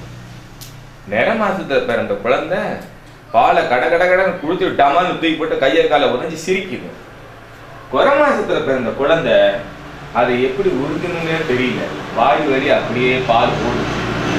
ஒரு 2 மடக்கு குடிச்சிருக்கோம், மீதி பேர் அங்கே நிக்குது. அந்த வலிஞ்ச பானை சாப்பிடுறதுக்கு ஈ, எறும்பு, கொசு எல்லாம் வருது. அப்ப அந்த கொசு வந்ததுனால பால் வடிஞ்சிச்சா, பால் வடிஞ்சதுனால கொசு வந்துச்சா? கொசு அடிச்சுட்டா பால் வடிகிறது நின்றுமா? சளி வந்ததுனால கிருமி வந்ததா, கிருமி வந்ததுனால சளி வந்ததா? கிருமியை கொண்டுட்டா சளி போயிருமா என்பதுதான் கேள்வி. ஸோ சளிக்கு நான் மருந்து சாப்பிட்றேன், சளிக்கு நான் மருந்து சாப்பிட்றேன், பிரைமரி காம்ப்ளெக்ஸ்க்கு நான் மருந்து சாப்பிட்றேன், பிசிக்கு நான் மருந்து சாப்பிட்றேன், பிசி டிசி ஆயிருச்சு மருந்து சாப்பிட்றேன், அப்புறம் பிரெயின் டிபி ஆயிருச்சு மருந்து சாப்பிட்றேன், வாழ்நாள் பூரா மருந்து சாப்பிட்றோமே, அதனுடைய அர்த்தம் என்னன்னு நீங்க புரிஞ்சுக்கணும். நாம எலியை அடிக்கிறதுனால வீட்டுக்கு அடுத்த எலி வராம போயிடாது. அந்த எலி சாப்பிட்ற மாதிரி உணவை அங்கங்க செதறி போட்டு வச்சிருக்கிறதும் முதல் காரணம். நாம கொசு அடிக்கிறதுனால கொசு வந்துடாம இருக்காது. கொசு சாப்பிடுற மாதிரி ரத்தத்தோட நிறைய மனுஷன் சுத்தி திரியறதுனால அது வருது. அதன் உணவை கிடைக்கும் போது அது வந்து சாப்பிட வருது. இதுதான் விஷயம். அப்ப கிருமிகளை கொல்லுவதால் நோய் போகாது. அந்த நோய் கிருமிகள் உண்ண வரும் உணவு மிச்சமில்லாமல் உறிஞ்சும் தன்மை அந்த உறுப்பு கொடுக்கிறது தான் அக்குபஞ்சர் மருத்துவம். அப்ப அந்த சளியை உறிஞ்சிருச்சுன்னா, அந்த உணவை உறிஞ்சிருச்சுன்னா, அந்த உணவை உறிஞ்சிருச்சுன்னா இறப்பி, நுரையீரல், கல்லீரல், மண்ணீரல் எல்லாம் ஒழுங்கா இயங்கும், நல்ல திடகாத்திரமா இருக்கும். இப்ப நான் சொல்ல வந்த விஷயத்தை நல்லா புரிஞ்சுட்டீங்க. இது மாதிரிதான் ஒவ்வொரு உறுப்பும், பஞ்ச பூதங்களும் ஒவ்வொரு உறுப்பின் இயக்கத்துக்கும் அவசியமானது. இந்த பஞ்ச பூதங்களில் மிகவும் முக்கியமானது மண் ஈரல். மண் இருந்தாதான் எல்லாம், சுவர் இருந்தாதான் சித்திரம். புரிஞ்சதுங்களா? அப்ப ஒருத்தருக்கு குழந்தை இல்லைன்னா மண்ணீரல் நல்லா இருந்தா தான் முதல்ல பிடிச்சு வளர்வதற்கான சூழல் இருக்கும். இதயம் நல்லா இருந்தாதான் அங்க இன்குபேட் பண்ணக்கூடிய அந்த வெப்ப சக்தி அங்க இருக்கும். அந்த குழந்தைய வளர்க்க தேவையான வெப்ப சக்தியை அந்த கருப்பைக்குள்ள வைக்க முடியும். அதே மாதிரி அங்க கல்லீரல் அப்படின்னு சொல்லக்கூடிய அதன் மரத்தின் சக்தி இருந்தாதான் தசைகள் உருவாகும். அங்க சிறுநீரகத்தின் சக்தி இருந்தாதான் எலும்பு உருவாகும். அங்க இந்த ரத்தம் இதெல்லாம் உருவாகி அதுல ஓட்டம் கரெக்டா நடக்கணும்னா நுரையீரலின் சக்தி இருந்தாதான் இயக்கம் இருக்கும். அதுதான் ஜீவன். ஸோ அப்படி காற்றோட்டம், ரத்த ஓட்டம், வெப்ப ஓட்டம், நீரோட்டம், எல்லா ஓட்டமும் அங்க ஓடுனாதான் அது உயிர். இல்லைன்னா அது ஜடம். சரிதானுங்களா? அப்ப நாம செக்சுவல் ஆர்கன் என்ற ஒரு உறுப்பை எடுத்துக்கொண்டாலும் சரி, எந்த உறுப்பா இருந்தாலும் பஞ்சபூதங்களின் இணைப்பு இருக்கும். அப்படி இருந்தாதான் அது உறுப்பு, அது இயக்கம். சரிதானுங்களா? அதே மாதிரிதான் இந்த டயபெட்டிஸ்ல ஒவ்வொரு மூலகத்தின் இயக்கமும் தடைப்படும் பொழுது ஒவ்வொரு பூதங்களின் கட்டுப்பாட்டில் இருக்கின்ற வாயு அதிகரித்து இரத்த ஓட்டத்தை தடைப்படுத்தி அங்கு வழியாக வேதனையாக உருவாகி சர்க்கரை நோய் சரியா தன்மையின் மூலமாக வருகிறது. சரிதானுங்களா? அப்ப நோய் நாடி நோய் தடிக்கும் முதல் நாடி, நோய் நாடி நோய் முதல் நாடி, அது தணிக்கும் வாய் நாடி வாய்ப்பச்செயல். ஒரு நோய்க்கான காரணம் எங்கு எப்படி வந்ததுன்னு தெரிஞ்சு அதை எப்படி சரி பண்ணணும்னு நாம போனோம்னா அது சரியான மருத்துவம். அது எந்த முறை மருத்துவமானாலும் சரி. அக்குபஞ்சர் மருத்துவம் செய்பவரே தவறா செஞ்சா அது தப்பு தான். புரிஞ்சிட்டு கரெக்டா செஞ்சா சரிதான். ஆங்கில மருத்துவர் புரிஞ்சு சரியா செஞ்சா சரிதான். ஆங்கில மருத்துவம் எல்லாம் தப்புன்னு சொல்லிட முடியாது. எந்த இடத்துல சரி, எந்த இடத்துல தப்பு அப்படின்ற அந்த மருத்துவர் புரிஞ்சு செய்யணும். இவ்வளவுதான் விஷயம். சரிதானுங்களா? அவர்களுக்கு கற்பிக்கப்பட்ட முறையில் அவங்க சரியா நிற்கும் போது நமக்கு கற்பிக்கப்பட்ட முறையில் நாம கரெக்டா நிற்கணும். இந்த ரெண்டையும் தெரிஞ்ச பின்னாடி எது சரி என்று நாம புரிஞ்சுக்கணும். இவ்வளவு சரிதானுங்களா? ஓகே, நல்லது. இப்ப நாம வரப்போறது ஆரிகுலார் அக்குபஞ்சர். இதுல நம்ம பார்த்தோம் இந்த points according to western medicine அப்படின்னு பார்த்தோம். இந்த காதுல பாயிண்ட செலக்ட் பண்றதுக்கு less resistant areas to electro exploration அப்படின்னு சொல்றாங்க. லெஸ் ரெசிஸ்டன்ட் ஏரியா, ரெசிஸ்ட் பண்றதுன்னா தடுக்கிறது. லெஸ் ரெசிஸ்டன்ட் என்றால் தடுக்க இயலாமல் இருக்கின்ற, குறைவாக தடுப்பையோ எதிர்ப்பையோ காண்பிக்கக்கூடிய ஒரு இடம். எது? நம்ம காதுல மின்சாரத்தை ஒரு குறிப்பிட்ட இடத்துல லோ பொட்டன்சியல் செலுத்தணும்னா சர்றன் உள்ள மின்சாரம் பாயுதுன்னா அந்த இடத்துல சக்தி, ஜீவசக்தி குறைவாக இருக்கிறது அப்படின்னு அர்த்தம். பசிக்கிற குருவி வாயை திறக்கும். பசிக்கிற குருவி வாயை திறக்கும். பசிக்கிற குழந்தை அழுகும், வாயை திறக்கும். அதே மாதிரி எந்த புள்ளியில் பசி இருக்கிறதோ அது வாயை திறக்கும். அப்ப அது வழியா எதை கொடுத்தா போகும்? எந்த ஒரு மின்சக்தியை கொடுத்தாலும் போகும், ஜீவசக்தியை கொடுத்தாலும் போகும். அப்ப மின் ஓட்டத்தை நாம் ஒரு புள்ளியில் அழுத்தும் போது, செலுத்தும் போது அது தடை நாம சுற்றென்று உள்ளே பாய்ந்தால் அது வாயை பொழந்துகிட்டு இருக்கு, அங்க சக்தி தேவைன்னு. அப்ப ஒரு உடம்புல சக்தியே இல்லை அப்படின்னா அது எல்லா அக்குபஞ்சர் வாயும் பேனு திறந்துகிட்டு இருக்கு. அப்ப வேகமா எந்த ஒரு சக்தியும் உள்ள இறங்கும். யார் பலவீனமாக இருக்கிறார்களோ அவர்களது அக்குபஞ்சர் புள்ளிகள் திறந்து இருக்கிறதுனால ஒரு இடத்துல சாமி வருதுன்னா அந்த இடத்துல அப்படியே ஆட ஆரம்பிச்சுறாங்க. என்னடா நான் தான் ஆத்தா வந்திருக்கேன் அப்படின்னு. சரியா? அதே இதுல இந்த ஏரியால புளிய மரத்துல போன வாரம் முனியம்மா தூக்கு போட்டு செத்து போயிட்டான். அந்த பக்கம் போது முனியம்மா அடிச்சிடும். அப்ப என்னன்னா நான் தான் தூக்கு போட்டு செத்தவன்னு சொல்லும். சரியா? இதே இது அவன் அப்படியே நடந்து போய்கிட்டு இருந்தான்னா, இடி விழுகுதுன்னா, இவன் உடம்புல எல்லா அக்குப்பூஞ்சி புள்ளியும் திறந்திருக்குன்னா இவன் உடம்புல தான் முதல்ல விழுது. ஸோ எங்கு சக்தி தேவைப்படுதோ அங்க வேகமாக சக்தி பாயும். காற்றழுத்த தாழ்வு மண்டலம் எந்த இடத்துல வெற்றிடம் ஏற்படுகிறதோ அந்த இடத்தை நோக்கி சுற்றி இருக்கிற இடத்துல இருக்க அத்தனை வேகமா சர்வன்னு பாயும். யாரு பலவீனமானவர்களோ அவர்கள் மேல் எல்லாம் வேகமா பாயும். புரிஞ்சுதுங்க? இதுதான் அடிப்படை தத்துவம். இது தாவோயிசம், இயற்கை நியதி. மேட்டிலிருந்து பள்ளத்தை நோக்கி பாய்கிறது தான் இயற்கை நியதி. பள்ளத்திலிருந்து மேட்டை நோக்கி பாய்கிறது விஞ்ஞானத்தின் நியதி. அது பம்பிங். சரிதானுங்களா?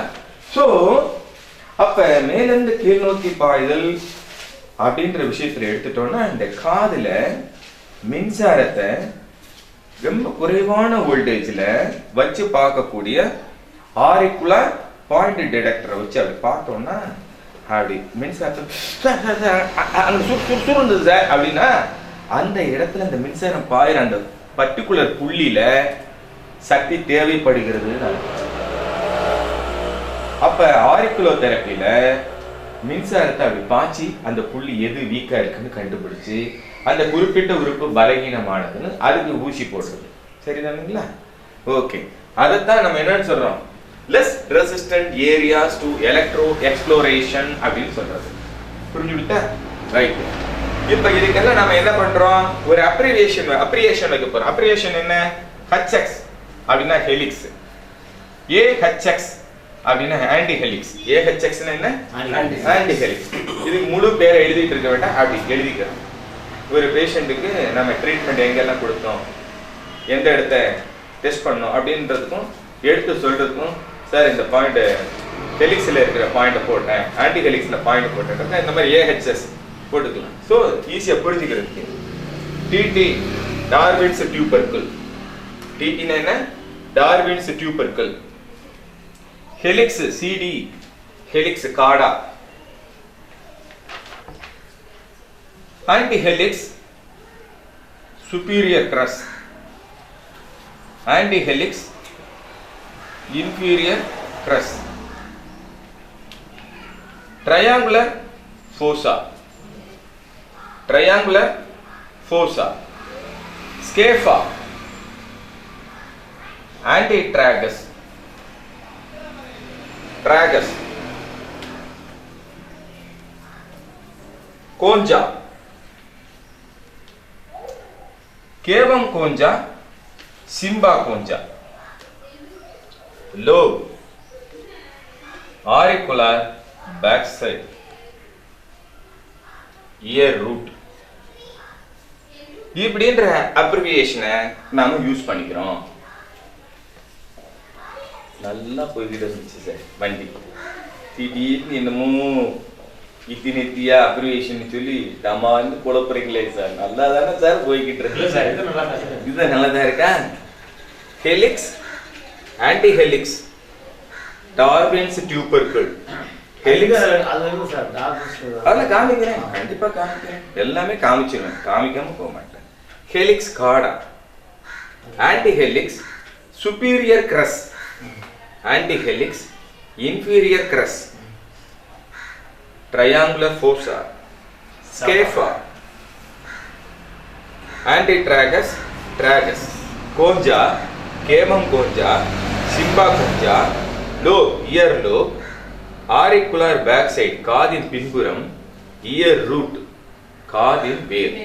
இவ்வளவுதான். சரிதானுங்களா?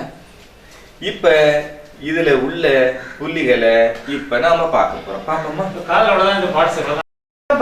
இதுக்கு மேல ஒண்ணும் கிடையாது. சரிதானே? அத டக்குன்னு முடிச்சாச்சு. அடுத்து சுப்பீரியர் டிராஜிக் நாட்ச்னு இருக்கு. Superior tragic notch, STM. Superior tragic notch. இதெல்லாம் எங்க இருக்குன்னு இப்ப இதுல ஒரு தடவை காமிச்சிடுறேன். என்ன தடன்னு சொன்ன உடனே ஏதோ ஒரு மாதிரி பயமா இருக்கும். என்னடா நல்லா போடுறது, மெதுவா போனா நல்லா விறுவிறுன்னு போகுதோ அப்படின்ற மாதிரி இருக்கும். இப்ப காமிக்கிறோம். ஹெலிக்ஸ், இது ஹெலிக்ஸ், ரைட்டா? ஆன்டி ஹெலிக்ஸ் இந்த இருக்கு. Anti helix, okay. டார்வின்ஸ் டியூபர்கள் இதுல 12 மணி 1 மணி 2 மணி 2 o'clock பொசிஷன்ல இப்படி கிளிமூக்கு மாதிரி நீட்டிக்கிட்டு இருக்கும். அந்த கிளிமூக்கு மாதிரி நீட்டிட்டு இருக்க இடத்துக்கு மேல இந்த முக்கோணம் இருக்குல்ல, இந்த முக்கோணம் தான் டார்வின்ஸ் டியூபர்கள். என்னது? டார்வின்ஸ் டியூபர்கள். இந்த இப்படி முக்கோணம் மாதிரி இருக்குல்ல, இந்த இடத்துக்குள்ள இருக்கக்கூடிய பகுதியை டார்வின்ஸ் டியூபர்கள்னு சொல்றோம். டார்வின்ஸ் டியூபர்கள். டார்வின்ஸ் டியூபர்கள். டார்வின்ஸ் முண்டுன்னு பேர். டார்வின்ஸ்ன்றவர் கண்டுபிடிச்சா அது டார்வின் முண்டுன்னு சொல்லுவாங்க. சரியா? ஒண்ணு குழப்பம் இல்லையா? எப்பயாச்சும் குழப்பமா இருந்தாலும் வேகமா போற மாதிரி இருந்தாலும் அப்படின்னு கையை உயர்த்தி காமிங்க. அதை கொண்டுடுவேன், இதுக்கு மேல ஸ்பீடா போக கூடாது. ஓகே. சோ ஹெலிக்ஸ் காடா. இது ஹெலிக்ஸோட காடா. இந்த இடம் என்னது? Helix cauda. Anti helix superior crus. இந்த ஒய் வந்து ஆன்டி ஹெலிக்ஸ். சுப்பீரியர்னா மேல, இன்ஃபீரியர்னா கீழே. சுப்பீரியர் கிரஸ் என்றால் முகடு. மேல இருக்கிற முகடு, இது கீழே இருக்க முகடு. Superior crus, inferior crus. Triangular fossa. Deltoid ஃபோசானாலும் ட்ரையாங்குலர் ஃபோசானாலும் ஒண்ணுதான். டெல்டாய்டுனா முக்கோணம், ட்ரையாங்குலர்னாலும் முக்கோணம். ஸ்கேஃபா, இந்த கைவாய்க்கால் பள்ளம். ஸ்கேஃபா. ஆன்டிட்ராகஸ். ஆன்டிட்ராகஸ். ட்ராகஸ். ட்ராகஸ். கோஞ்சா. இந்த டோட்டல் பள்ளம் கோஞ்சா. கேவம் கோஞ்சா, குழிப்பள்ளம். இந்த இடத்துல உள்ள இந்த பள்ளம் கேவம் கோஞ்சா. சிம்பா கோஞ்சா, கூம்பு பள்ளம். இது வந்து கூம்பு பள்ளம். லோப், தோடு தட்டு.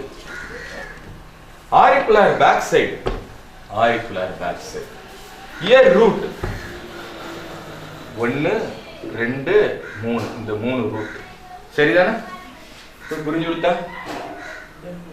Year root. இந்த இடத்துல 1, இந்த இடத்துல 1, இந்த இடத்துல 1. ஆமா, இயர் ரூட். அவ்வளவுதான். சரியா? ஒண்ணு குழப்பம் இல்லையா? இப்ப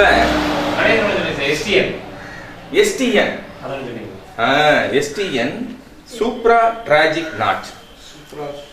இது ட்ராகஸ். சூப்ரா என்ன மேல, டிராஜிக் நாட்ச் இந்த இடத்த சூப்ரா டிராஜிக் நாட்ச் அப்படின்னு சொல்லுவாங்க. சூப்ரானா மேல, சூப்ரா டிராஜிக் நாட்ச்.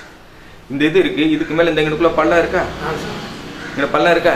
இந்த இது எப்படின்னா இந்த இங்க பள்ளம் இருக்கா? இந்த பள்ளம் நாட்ச். நாட்ச்னா பள்ளம். இந்த யானை கொம்புக்கு கீழே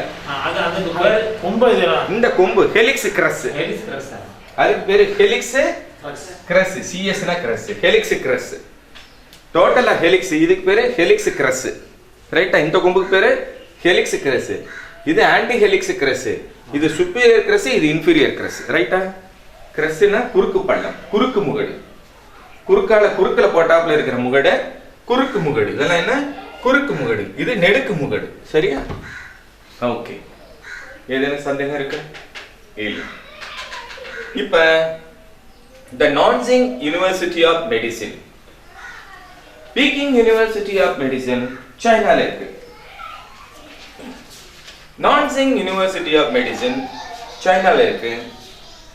முனிச் ஆரிக்குலோதெரபி அசோசியேஷன், ஜெர்மனியில காது அக்குபங்க்சர் என்பது மிகப்பெரிய அளவுல பல ஆயிரம் மருத்துவர்களின் தொகுப்பாக அங்க இருக்கிறது. ரொம்ப பிரமாதமா பண்றாங்க ஆரிக்குலர் அக்குபங்க்சர். பல வருடங்களா பண்ணிட்டு இருக்காங்க. 40-50 வருடங்களுக்கு மேல பண்ணிட்டு இருக்கிறாங்க. நல்லா பண்ணிட்டு இருக்காங்க. நம்ம நாட்டுல தான் இது சம்பந்தமான விழிப்புணர்வு பெரிய அளவுல வரல. இந்த ஆரிக்குலர் அக்குபங்க்சர் சம்பந்தமான புக்கு, ஒரு புக்கு 16,000 ஆகுது, 60,000 rupees. இது நம்ம இந்த அளவுல படிச்சாலும் அதைத்தான் பண்ண போறோம். 16,000 ரூபாய்க்கு வாங்கி படிச்சாலும் அதைத்தான் பண்ண போறோம். அகட உழுதலில் ஆழ உழுதல் நன்றுன்றதுலதான் இப்ப நம்ம சொல்லி தந்துட்டு இருக்கிறோம். அதனால 16,000க்கு வாங்கி படிச்சாதான் நல்லா தெரியுமாக்குன்னு நினைச்சு குழம்பிட வேண்டாம். இப்ப கற்றலில் கேட்டலே நன்றுன்னு நல்லா கேட்கிற மாதிரி நம்ம சொல்லிக்கிட்டு இருக்கோம். மனசுல நல்லா பதிஞ்சிருக்கும். அதனால பயப்பட வேண்டாம். ஜெர்மனியில பண்றவாளை விட பிரமாதமா இந்தியால தமிழ்நாட்டுல மதுரையில பண்றான்னு சொல்ற மாதிரி இருக்கும். தைரியமா பண்ணுங்க. இந்த முனிச் ஆரிகுலர் தெரப்பி அசோசியேஷன் ஜெர்மனியில இருக்கிறது. பால் நோக்கியர் ஸ்கூல் ஆஃப் இயர் அக்குபங்க்சர் பிரான்ஸ்ல இருக்கிறது. இந்த பால் நோக்கியர் ஸ்கூல் ஆஃப் இயர் அக்குபங்க்சரும் பிரமாதமா பண்ணிட்டு இருக்காங்க பிரான்ஸ்ல. ஸோ ஐரோப்பிய கண்டத்துல நிறைய நாடுகள்ல அக்குபங்க்சர் பிரமாதமா பண்றாங்க, பெரிய லெவல்ல பண்றாங்க. நீங்க அதெல்லாம் பார்க்கும்போது நாம வளர வேண்டிய நிலை நிறைய இருக்கு அப்படின்னு தெரிஞ்சுக்கணும். ஆனா இறைவனால் கொடுக்கப்பட்ட மகா பெரிய பரிசு என்னன்னா, இந்த கிழக்கத்திய மக்களுக்கு மெய்ஞானத்தை நிறைய தந்திருக்கிறாங்க. விஞ்ஞானத்துல கண்டுபிடிக்கக்கூடியது மெய்ஞானத்துல கண்டுபிடிக்கிறதுக்கும் நாம ஆன்மீகத்தின் மூலமா நிறைய புரிஞ்சுக்கிறதுக்குமான சக்தி நம்ம கிட்ட இருக்கிறது. அதனால நாம வளருவதற்கான சாத்தியக்கூறுகள் நிறைய இருக்கு. நாடி பார்த்தல் என்பது எதற்கு தொடர்புடையதுன்னா, இந்த கிழக்கத்திய மக்களுக்கே தொடர்புடையது. நம்ம தான் நாடி பார்த்தல் என்பதுல ஆரம்பம் உள்ளப்போம். அதனால நாடி பார்த்தல் என்பது இந்தியாவும் சீனாவும் செய்யக்கூடிய ஒரு மருத்துவம். அதனால நாடி பார்த்தலுக்கு முக்கியத்துவம் தரும் பொழுது அந்த மருத்துவம் மிக மேலான நிலையை அடையும். மருந்தே இல்லாத மருத்துவம் என்பது மிக எளிமையாக மேலான நிலையை அடையும். அதனால இந்த ஆரிகுலர் அக்குபங்க்சரை நாடி பார்த்து செய்ய ஆரம்பிக்கும் போது மிகப்பெரிய ரீச்சுக்கு வரும். இதுதான் உண்மை. ஸோ ஆரிகுலர்ல அக்குபங்க்சர் பண்ண போறோம், அதை நாடி பார்த்து பண்ண போறோம் அப்படின்னு நிலைக்கு வந்துட்டீங்கன்னா மிகப்பெரிய ரீச் கிடைக்கும். சரிதானுங்களா? ஆரிகுலர் பல்ஸ் டயக்னாசிஸ்ல ஆரிகுலர் அக்குபங்க்சர் பண்றதுக்கும், பல்ஸ் டயக்னாசிஸ்ல பாடி அக்குபங்க்சர் பண்றதுக்கும், பல்ஸ் டயக்னாசிஸ்ல சுவிட்ச் அக்குபங்க்சர் பண்றதுக்கும் என்ன வித்தியாசம் அப்படின்னா, பல்ஸ் டயக்னாசிஸ்ல பாடி அக்குபங்க்சர்ல என்ன பண்றீங்களோ அதை விட பிரமாதமான ரிசல்ட் சுவிட்ச் அக்குபங்க்சர். ஆனா நீங்க அந்த புள்ளியத்தான் தொடறீங்களான்றது கன்ஃபார்ம்ல தெரியும். ஏன்னா ரொம்ப சின்ன இடம், அதுலயே சீக்ல பாயிண்ட்ல இருந்து எல்லா பாயிண்ட் அதுக்குள்ளேயே ஒரு இத்திரிகாண்டு இடத்துல. அதனால நீங்க தவறாக ஊசியை செலுத்துவதற்கு 99% சான்ஸ் இருக்கு சுவிட்ச் அக்குபங்க்சர்ல. ஆனா பாடி அக்குபங்க்சர்ல மேக்சிமம் 99% சரியா பண்ணிடலாம், 1% மிஸ் ஆகும். அங்கேயும் புள்ளி 1 மில்லிமீட்டர் 2 மில்லிமீட்டர் தான் அந்த டயமீட்டர். SP6 LI11 போன்ற புள்ளிகள் 4 மில்லிமீட்டர் விட்ட மாதிரி இருக்கிறதுனால கொஞ்சம் தள்ளி குத்தினாலும் வேலை. ஆனா இந்த ஆரிகுலர் அக்குபங்க்சர் இருக்கே, இந்த சுவிட்ச் அக்குபங்க்சர், இந்த பாடி அக்குபங்க்சர் இரண்டையும் விட மேலானது. எப்படின்னு கேட்டா, ஒரு பாடி அக்குபங்க்சர்ல ஒரு உறுப்புல பேட் எக்ஸஸ் இருந்ததுன்னா நீங்க ஒரு புள்ளியை யூஸ் பண்ணுவீங்க, அது சீக்லெஃப்ட் பாயிண்ட். ஒரு குட் எக்ஸஸ் இருந்ததுன்னா நீங்க ஒரு பாயிண்ட யூஸ் பண்ணுவீங்க, அது சன் பாயிண்ட். கோசைக்கிள் யூஸ் பண்ணும்போது அது எனிமி பாயிண்ட். இது நீங்க எனர்ஜி ஊட்டணும்னா மதர் பாயிண்ட்.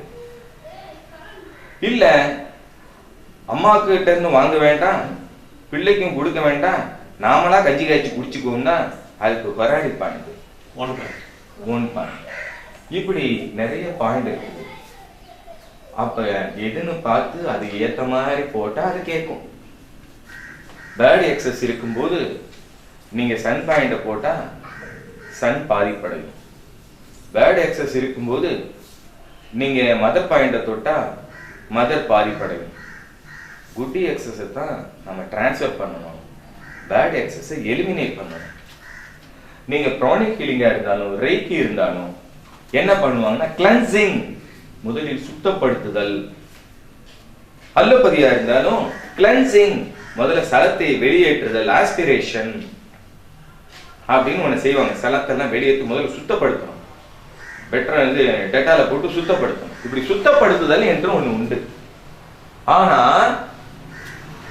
இந்த ஆரிகுலர் தெரப்பியில என்ன ஒரு பிளஸ் பாயிண்ட்னா, அது பேட் எக்ஸஸா இருந்தாலும் சரி, குட் எக்ஸஸா இருந்தாலும் சரி, டெபிசியண்டா இருந்தாலும் சரி, அந்த குறிப்பிட்ட இடத்துல போட்டா எதை என்ன பண்ணணும் அதை தானே சரி பண்ணிக்கிறோம். அந்த இருக்கு. இதுதான் ஆரிக்குலார் அக்குபங்க்சருடைய மகா பெரிய பிளஸ் பாயிண்ட். அப்ப முதலில் தெரிந்து கொள்ள வேண்டியது ஆரிக்குலார் அக்குபங்க்சர் என்ற காரணத்தினால இது ஆரம்ப நிலை கல்வியாக முதல்ல இதை சொல்லி தரதுக்காக தான் 10ஆம் வகுப்பு படித்தவர்களும் இதை முதலில் படித்துக் கொள்ளுங்கள் நம்ம ஆரம்பிச்சோம். ஆனா பாடி அக்குபங்க்சர் நல்லா தெரிஞ்சு பேட் எக்ஸஸா குட் எக்ஸஸா டெஃபிசியன்சியா அல்லது ஓன் பாயிண்ட் ஃபெராரி பாயிண்ட தொடரணுமா அப்படின்னு இவ்வளவு தெரியணும். ஃபெராரி பாயிண்ட் எப்ப தொடரணும், சீக் லெஃப்ட் எப்ப தொடரணும், சன் பாயிண்ட் எப்ப தொடரணும், கோ பாயிண்ட் எப்ப தொடரணும், ஃபெராரி பாயிண்ட் எப்ப தொடரணும் அப்படின்றதுக்கு பல முறைகள் பல நிலைகள் இருக்கு. அதன் பிரகாரம் தொட்டாதான் இந்த நீயா நினைக்கா www.com www.fm வந்து நம்ம சரி பண்ண முடியும். சரிதானுங்களா? ஓகே. ஆனா ஆரிக்குலர் அக்குபங்க்சர் அப்படியெல்லாம் இல்ல, ரொம்ப இனிமையா சௌரியம் பண்ணும். ஒரு ஃப்ரோசன் ஷோல்டர்ல நீடு போட்டவன் அப்படி சக்குன்னு தூக்கம். ஆமா சார், இப்ப கை நல்லா தூக்க வருது சார், முதல்ல கூட கொஞ்சம் வலிச்சிச்சு சார் பாடியில போடும்போது, இப்ப காதல் போட ரொம்ப ஈஸியா வருதே சார் அப்படின்னு நோயாளி சொல்றது காரணம் இது பேட் எக்ஸஸ் குட் எக்ஸஸ் எல்லாத்தையும் வழி பண்ணிடும். இதுக்கு எல்லாம் ஒண்ணுதான். சரிதானுங்களா? காது அக்குபங்க்சர்ல ஊசியே போடாட்டணும், காதை அப்படி தடை கொடுத்தா போகும். பிள்ளைய மடியில படுக்க வச்சுங்க, இயர்பட்ஸ் எடுத்துட்டு அப்படின்னு மெதுவா தடவி கொடுங்க, சூப்பரா தூங்கிடும். பக்கத்து வீட்டு பிள்ளைய அப்படி மடியில படுக்க கொடுத்தாருன்னா அதுவும் தூங்கிடும். அதனால பார்த்து படுத்துறதுக்கு எந்த பிள்ளைன்னு பார்த்து. சரியா? சோ இந்த காது அக்குபங்க்சர்ல நாம ஒவ்வொரு பாட்டா இப்ப போக போறோம். போவோமா?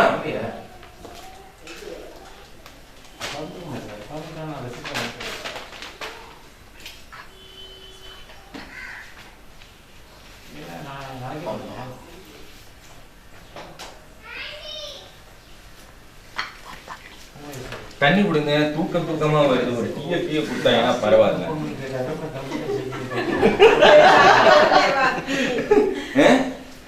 எல்லாம் யூபி டைம், உண்டால் மயக்கம் தொண்டருக்கும் உண்டு. ஸோ கிரைண்டரை போட்டோன்னு டியூப் லைட் ஆஃப் ஆகுற மாதிரி இறைப்பு என்ற கிரைண்டரை போட்டோன்னு கல்லீரல் என்ற tube light energy low voltage ஆகி கண்ணி என்ற டியூப் லைட்டு இப்ப டபக் டபக் டபக் அடிக்குது. அதுவும் யூரினரி பிளாடர் எனர்ஜி கம்மியா உள்ளவங்களுக்கு 3 to 5 நல்லா தூக்கம் வரும். கிட்னி எனர்ஜி கம்மியா உள்ளவாளுக்கு 5 to 7 நல்லா தூக்கம் வரும். முடி நல்லா கொற்றவாளுக்கு 3 மணில இருந்து 7 மணி வரையே தூக்கம் வரும். முடியே இல்லாத டாக்டர் கிளாஸ் எடுக்கிறதுனால எல்லாருக்குமே அது வந்து வேற முடியல டாக்டர், வேற முடியல டாக்டர்.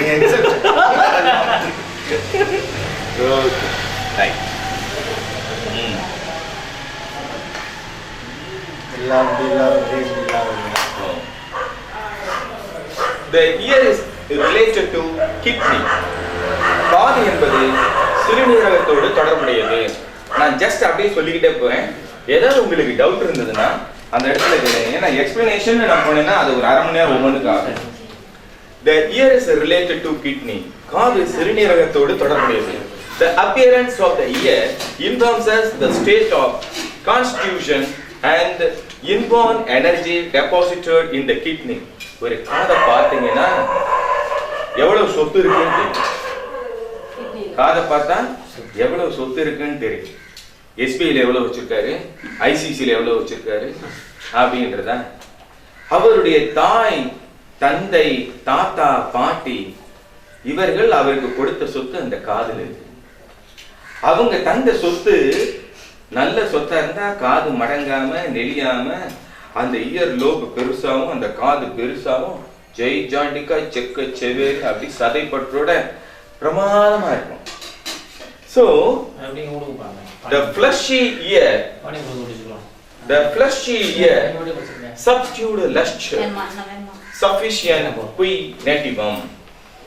nativum என்றால் பிறந்த இடம், qui என்றால் ஜீவசக்தி, sufficient போதுமான பிறந்த இடத்த சொத்து இருக்குது அப்படின்னா அந்த காதை பாருங்க. அந்த காது நல்லா தடிமான ஃப்ளஷியா நல்ல சதைப்பற்றோட எப்படி இருக்கும், சப்டியூட் லெக்சர் பார்க்க நல்ல பல அருமையா இருக்கும், மென்மையாகும், சதைப்பற்றோட. குழந்தையுடைய காதை பாருங்க, பார்க்கும்போது தூக்கி கொஞ்சம் போல இருக்கும், பொசு பொசுன்னு இருக்கும்.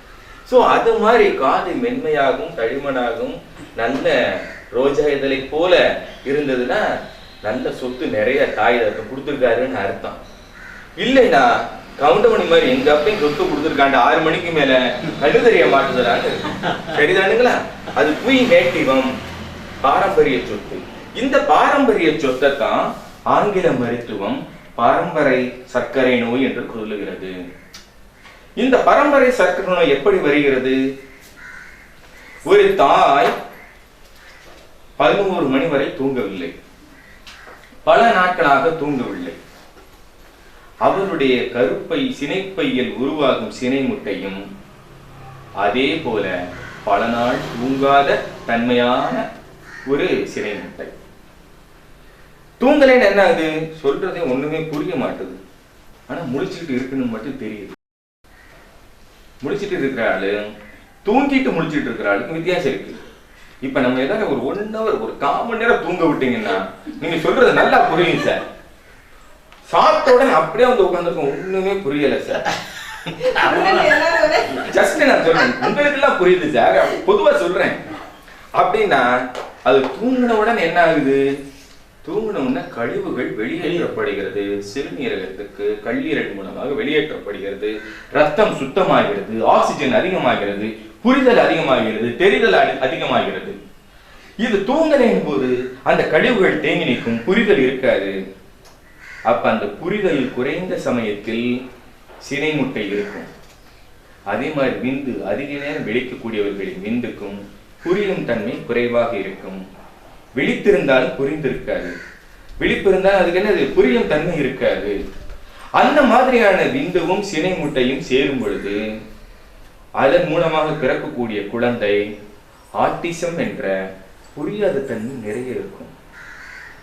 எப்படி தூக்கத்துல முடிச்சுட்டே நடக்கிறவன் டம்முன்னு போய் முட்டுற மாதிரி, அது ஏத்தாப்புல கார் வருது, இங்கிட்ட நாய் வருது, இங்க கல் இருக்கு, எதையும் பார்க்க போய் கீழே விழும் மேல விழும் அங்க போகும், துருன்னு ஹைப்பர் ஆக்டிவ் சைல்டு. ஸோ ஒரு குழந்தை ஹைப்பர் ஆக்டிவா இருக்கு, புரியாம இருக்கு. இப்ப நாம கேக்கு வாங்கி வச்சிருக்கிறோம், இப்ப விருந்தாடி வந்திருக்கும் போது கேக்கு கேட்டா அவங்களுக்கு தர்ற மாதிரி இருக்கு, உனக்கு இல்லாம பெருன்ற விஷயம் அதுக்கு தெரியாது. விருந்தாடி இருக்கும்போது கேட்க கொடுன்னும், அந்த வீட்டு பிள்ளைங்க கேட்கும், அப்புறமா கேளு அப்படின்னு அம்மா சொல்றா. ஆனா அதுக்கு புரியல. புரிஞ்சத புத்திசாலி அம்மா இப்ப கொடுக்காது, பக்கத்து விட்டு பத்மா ஆண்டியோட பிள்ளை வந்திருக்கான், அவன் வாங்கிடுவாமா அப்புறமா கொடு அப்படின்னு மெதுவா சொல்லுது. அதுக்கு புரியுது, விஷயம் தெரியுது. ஆனா இதுக்கு தெரியாது. இந்த புரியாத தன்மைக்கு காரணம் இரவில் அதிகமாக விழித்த தாயும் தந்தையும் இருவரின் விந்தும் சினை முட்டையும் சேரும் பொழுது புரியும் தன்மை இல்லாத அப்ராணி குழந்தை. தாய் தகப்பன் செஞ்ச பாவ புண்ணியம் பிள்ளை தலையில் என்று இதுதான். நாம இன்னமும் தர்மம் பண்றது கிடையாது. நீங்கள் அதிக நேரம் விழிக்கும் பொழுது உங்கள் விந்து பலவீனம் அடைகிறது. நீங்கள் அதிக நேரம் விழிக்கும் பொழுது உங்கள் சினை முட்டை பலவீனம் அடைகிறது. அப்பொழுது குழந்தை பலவீனமான குழந்தையாக ஹைப்பர் ஆக்டிவ் சைல்டாக இருக்கிறது. அது வாழ்க்கையில் தன்னம்பிக்கை இழந்த குழந்தையாக வரும். அது சோம்பேறித்தனம் உள்ள குழந்தையாக மாறிவிடும். சொல்வதை கேட்காது, புரிந்து கொள்ளாது. அப்ப நாம விவசாயம் பண்றதுக்கு என்ன பண்றோம்? விதை நேர்த்தி செய்தல்றோம். நல்ல விதையா போட்டா தானே நல்ல செய்தி கிடைக்கும், நல்ல பலன் கிடைக்கும். நல்ல பிள்ளையா இருந்தா தானையா நமக்கு சம்பாதிச்சு போடும், தாய் தகப்பனை முடியாத காலத்துல வச்சு பார்க்கும். சொத்தையா இருந்துச்சுன்னா அந்த பிள்ளை எனக்கு எந்திரிக்க முடியல, நடக்க முடியல, மூச்சு வாங்குது, நீ வேற வயசான நேரத்துல பேசாம ஒரு நல்ல கிரஸா போய் படுத்துக்க, முதியோர் இல்லாம் அப்படின்னு சொல்லிடும். எதற்காக கல்யாணம் செய்கிறோம்? யாருக்காக கல்யாணம் செய்கிறோம்? அதுவும் வெறும் செக்ஸுவல் இதுக்காகன்னா நமக்கு கல்யாணம் தேவையில்லை, அது காசு கொடுத்தா கிடைக்கும். ஆனா அதுக்காக கிடையாது. ஒரு குழந்தை இன்னும் வேணும். எதுக்காக குழந்தை? அது ஏன் நம்மளை பார்க்கணும்? ஒரு மனுஷன் நல்லா இருக்கும்போது எல்லாரும் பார்ப்பாங்க. நல்லா இல்லையா, வாரம் வந்துருச்சு, பாக பிரிவினை ஜிவாஜி மாதிரி நான் நடந்து வந்துகிட்டு இருக்கேன், பின்னாடி கால் கழுவணும், எந்த கையை வச்சு கழுவுறது, இது பின்னாடி போட்டு இது முன்னாடியும் வர மாட்டேங்க. முடியும் கொண்டாட்டி தான் செய்ய முடியாது இல்லையா? கொண்டாட்டிதான் அப்பா உள்ள கொண்டு வாடா, வேட்டி அவருடா, திங்காதீங்க திங்காதுன்னு சொன்னா கேட்கிறேன். அப்படின்ட்டு அது கழி விடுவா. இல்லைன்னா அப்படியே கிடக்க வேண்டியதுதான். 1 bathroom 2 bathroomனு வீட்டுல போய் அப்படியே கிடக்க வேண்டியதுதான். கவனிக்க ஆள் இருக்காது. அப்ப தான் பிள்ளைனாதான் அதை கவனிக்கும். தான் பிள்ளைனாதான் கவனிக்கும். அப்ப அந்த பிள்ளைங்க எப்படி இருக்கணும்? பாசத்தை ஊட்டி வளர்க்கணும். பணத்தை சம்பாதிச்சுட்டு பாசத்தை விட்டுட்டோம்னா, அப்பா எங்கம்மா? அப்பா ஐடிக்கு போயிருக்காரு. ஐடிக்கு போயிருக்காரு. எப்ப வருவாரு? நாளைக்கு வருவாரு. நாளைக்கு எப்ப வருவாரு? 12 மணிக்கு வருவாரு. இது 7 மணிக்கு வந்துருச்சு. இது ஸ்கூலுக்கு போயிடும். இது 1 மணிக்கு வரும். அப்பா போயிடுவாரு. அப்புறம் அம்மா போயிடும். அம்மாவை எப்ப பாக்குறது, அப்பாவை எப்ப பாக்குறதுன்னு தெரியாம அது யாருக்கிட்ட இருக்கும், எப்ப இருக்கும், என்னன்னே தெரியாமயே குழந்தை வளருது. ஆனா அந்த குழந்தைக்கு நிறைய சொத்து இருக்குது. அப்பா 1 லட்சம் சம்பாதிக்கிறாரு, அம்மா 1 லட்சம் சம்பாதிக்குது. ஆனா குழந்தைய பாத்துக்கிறதுக்கு வேலைக்காரங்க தான் பாத்துக்கிறாங்க. அம்மா அப்பா முகத்தை என்னைக்காச்சும் பார்த்து தூங்குறது வேலைக்காரி மடியில தான். அப்ப அது என்ன பண்ணும்? வேலைக்காரி அப்ப நல்லா கிள்ளி வச்சிரு, அழுகு, சும்மா நக்கி நக்கின்னு அழுதுகிட்டே இருக்கணும். டப்பக்குன்னு எடுத்து பால் கொடுத்து எடுத்து ஒரு அமுக்கு. அது குடிக்கிறதா அடைக்கிறதான்னு தெரியாது. ஒரு குழந்தையின் வளர்ப்பு பைசாவால் வளர்க்கப்படுவது, பாசம் இல்லாமல் வளர்க்கப்படுவது, அதுக்கு வெறி பழி வாங்கணுன்ற வெறி சின்ன பிள்ளையிலிருந்து ஊட்டப்படுகிறது. சாப்பிடும்போது வாய் அடைக்குது. அப்ப நாளைக்கு அம்மா அப்பா வந்து சாப்பிட்டுட்டு இருக்கும்போது எதாவது கேட்டா அப்படியே சாப்பாடோட மூஞ்சி வச்சு அமுக்குறேன். ஏன்னா இவங்க சம்பாதிக்க போயிட்டு சாப்பாடு கொடுக்கல, வேலைக்காரி அமுக்குனா அத இப்ப இவ்வளவுதான் விஷயம். சோ நாம எதுக்காக பிள்ளை பெத்து வளர்க்கிறோம்? யாராவது புருஷன் பொண்டாட்டியில ஒருத்தர் பாத்துக்கலாம். ஐயா புருஷன் முன்னாடி போயிட்டா பொண்டாட்டியை பார்க்க ஒரு ஆள் வேணும், இல்ல பொண்டாட்டி முன்னாடி போயிட்டா புருஷனை பார்க்க வேணும். அது கூட ஒரு வருஷம் 2 பேர் ரொம்ப இணைப்பிரியாத ஜோடி. உடனே பொக்குன்னு இன்னைக்கு பொண்டாட்டி போனா அடுத்த நிமிஷம் போற ஆளு ஒரு சிலர் ஆளு. பொண்டாட்டி போனா பாட இப்பதான்டா விட்டு சின்ன ஒரு 2 வருஷம் ஜாலியா சைட் அடிச்சு அப்புறம் ஜாபன்ற ஆளு 2 பேரும் இருக்கா. அப்ப அந்த சிச்சுவேஷன்ல அந்த 2 வருஷத்துக்கு பாத்துக்கிறதுக்கு ஒரு பிள்ளை வேணுமா இல்லையா? அந்த பிள்ளைங்க பாசம் இருந்தாதான் பார்க்கணும். இல்லைன்னா அதுவும் அவுத்து விட்டுருச்சுன்னா அவன் தெருவுல நடைப்பிடமாக மாறி விடுகின்றான். அந்த நேரத்துல பாக்குறதுக்கு என்ன வேணும்? ஒரு பிள்ளை வேணும். பாசத்தோட பாக்குற பிள்ளை. அந்த ஒரு காரணத்தை தான் கல்யாணமே பண்றது. அப்புறம் எதுக்கு சம்பாதிக்கணும்? அதை பார்க்க தயார் இல்லை அந்த பிள்ளைன்னு போது எதுக்காக நைட்டு 9 மணிக்கு மேல முழிச்சிருந்து டயபெட்டிஸை வாங்கிக்கிட்டு நாம சம்பாதிச்சு சேர்த்து வைக்கணும்? நான் கேட்கிற கேள்வி சரியா தவிர. அடுத்து நான் சாகும்போது அது ரெண்டல் ஹவுஸ்ன்னு சொல்லலாம். வீட்டுக்கு ஏங்க ஒரு மாதிரி நாருது, இன்னைக்கு நாளைக்கு போயிரும்போது நீங்க தூக்கிட்டு போயிருங்க, இந்த வீட்டுல வைக்காதீங்க, எங்க வீட்டுல எல்லாம் வச்சு நடக்கூடாது அப்படின்னு சொல்லிடுவாங்க. அங்க ஆஸ்பத்திரி கொண்டு போனா அவன் ஒரு மாதிரி இருக்கு, கொண்டு போயிருங்களேன் வீட்டுக்கு. இல்லைங்க அங்க வீட்டுல இடம் இல்லை, அந்த வீட்டுக்காரங்க அங்கெல்லாம் சாகக்கூடாது, வெளியே தான் சாகும். சரி செத்த பின்னாடி வீட்டுக்கு அப்படியே கொண்டு போய் அங்க அடக்கு பண்ணிட்டு அப்படியே குளிச்சுட்டு அப்படியே போயிடும். வீட்டு பக்கமே கொண்டாட மாட்டான். அப்படி செத்தா வச்சு அழுகிறதுக்கு வீடு இல்லாத நிலை இருக்கக்கூடாது. அதுக்காக ஒரு சொந்த வீடுன்னு இதுக்கு தான் ஏன் சம்பாதிக்கிறோம், வேற ஒண்ணும் இல்லை. நாம் இறக்கும் பொழுது கடைசி காலத்தில் பக்கத்துல வச்சு பாக்குறதுக்கு கொண்டாட்டிக்குள்ள இருக்கணும். அவங்க பார்த்து நல்லடக்கம் பண்ணணும். அப்ப நாம் உயிர் பத்திரமா இறைவன்ட்ட போய் சேரணும், நம்ம உடம்பு பத்திரமா மண்ணுக்குள்ள போய் சேரணும். இது ரெண்டும் இல்லாம இடைவெளிப்படமா ஆகக்கூடாதுன்றதுதான் கல்யாணத்துடைய தத்துவம். இதுதான் நம்மளுடைய மூதாதையர்கள் அந்த வழியில தான் இது பண்ணாங்க. அப்ப அது பிரகாரம் நாம கொண்டு போறது அவசியமா இல்லையா? இவ்வளவுதான். ஓகே. சோ இப்ப திரும்ப இங்க வந்துடும். தாத்தா பாட்டை சொத்து, தாய் தகப்பன் சொத்து எதுல இருக்கு? காதுல இருக்கு. இதுக்கு இவ்வளவு பெரிய கதையாயா? சோ பஃப்டு இயர் புஷ்டு வீங்கி போயிருக்கு காது. Puffed year is the indication of disease. What disease? Kidney disease. வெத்தலை போடுற கால் சூடாகுது அப்படின்னா அது உங்கள் சிறுநீரகத்தை பாதிக்கிறது. நீங்க ஒரு இங்கிலீஷ் மாத்திரை போடுறீங்க, உடனே காது அப்படியே வீங்குது, சிறுநீரகம் அஃபெக்ஷன் ஆகிக்கிட்டு இருக்கு. எப்பெல்லாம் காது வீங்குதோ அப்பெல்லாம் சிறுநீரகம் பாதிக்கப்படுதுன்னு அர்த்தம். காது புஷ்ன்னு இருக்கு, பஃபி, ஆளை கண்டு மயங்காத, இது ஊதுகாமால அனிமியாலையும் ஆளு கும்முன்னு இருக்கும். கிட்ட போய் பார்த்தோம்னா இங்கேயும் ஒண்ணு இருக்காது, இங்கேயும் ஒண்ணு இருக்காது, ரத்தமே இருக்காது. அதே போல வெளுத்து போன காது, புஷ்டுல வீங்கி போன காது என்ன அடையாளம்? நோயின் அடையாளம். Puffed ear. Shrunken shrivelled ear, சுருங்கி போன காஞ்சி போன காது. ஒரு இலை சுருங்கி போய் காஞ்சி போயிருந்தா என்ன ஆகும்? வேகமா உதிர போகுதுன்னு அர்த்தம். ஒரு காது சூம்பி போய் கருத்து போயிருந்தா வேகமா ஆடு தட்டு நேரிக்கு ஏற்பாடு பண்ணிட்டாருன்னு அர்த்தம். சரிதானே? Okay. So the weakness of the health, ஸ்ரங்கன் shriveled ear, காஞ்சி போன சுருங்கி போன காது அவருடைய ஆரோக்கியம் என்பது சுருங்கி விட்டதற்கான அடையாளம், பலவீனமானதற்கான அடையாளம். pale ear, வெளுத்து போன காது.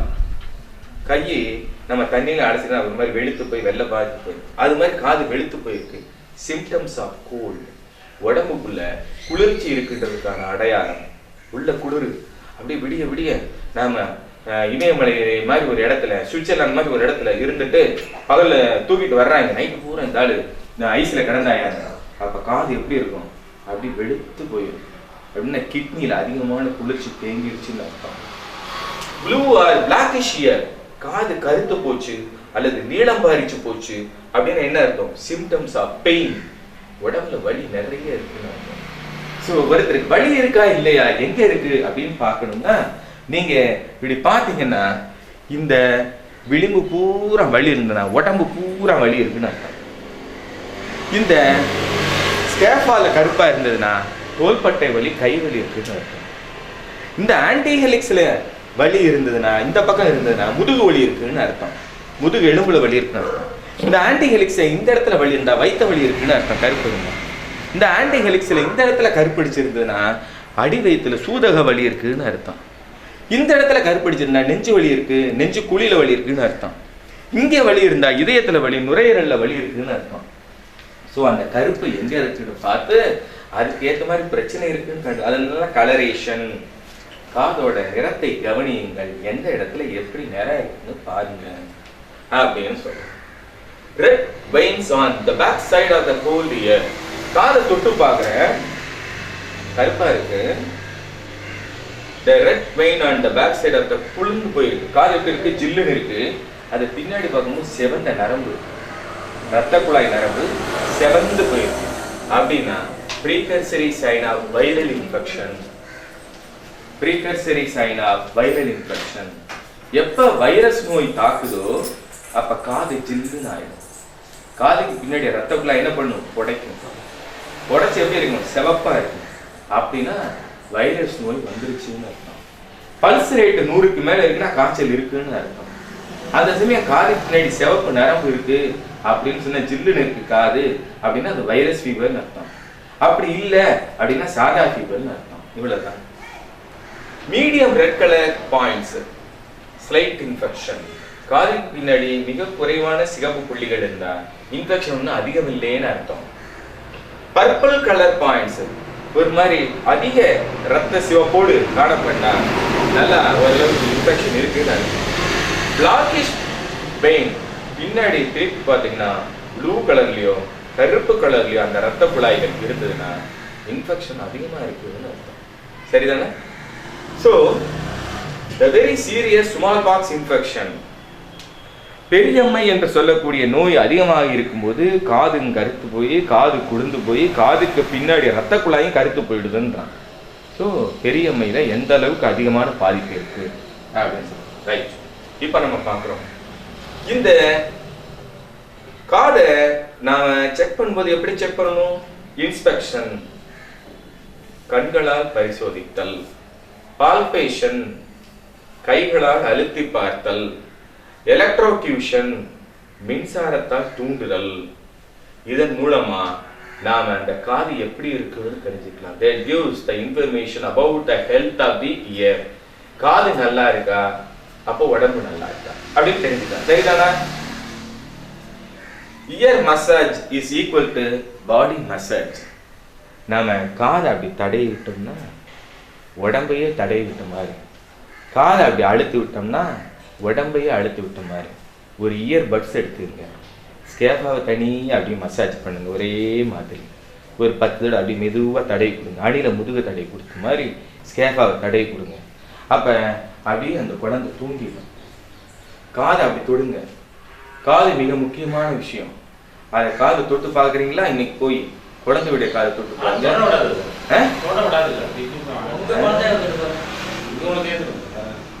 காதை தொட்ட விட்டுட்டேன்னா அந்த ஒவ்வொரு இடத்தையும் அழுத்தி பார்க்கும்போது விஷயங்கள் தெளிவா தெரியும்.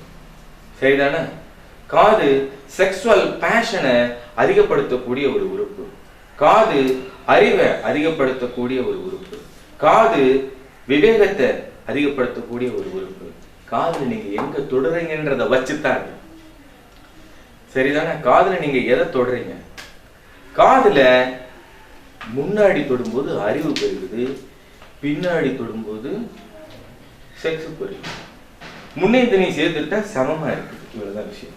ஸோ அது 1 by 1 வரும். ரொம்ப குழப்பிடுறாங்க. அந்த தானே சார் திரும்ப திரும்ப குழப்பையில தான் ஆயிருப்பது. அது அழுத்து முறைக்கேத்தாப்புல அது மாறும். சரிதானுங்களா? அதாவது பிடிக்கும்போது அப்படி லேசா பிடிக்கும்போது அது அர்த்தம், இறுக்கி பிடிக்கும்போது அர்த்தம். லேசா பிடிக்கும்போது அது காகம், பாசம். இறுக்கி பிடிக்கும்போது அது கோபம் இல்லையா? அது மாதிரி அடுக்கிறதுலயே சில மெத்தடெல்லாம் இருக்கு. சரிதானுங்களா? ஓகே, இப்ப அடுத்ததுக்கு போறோம்.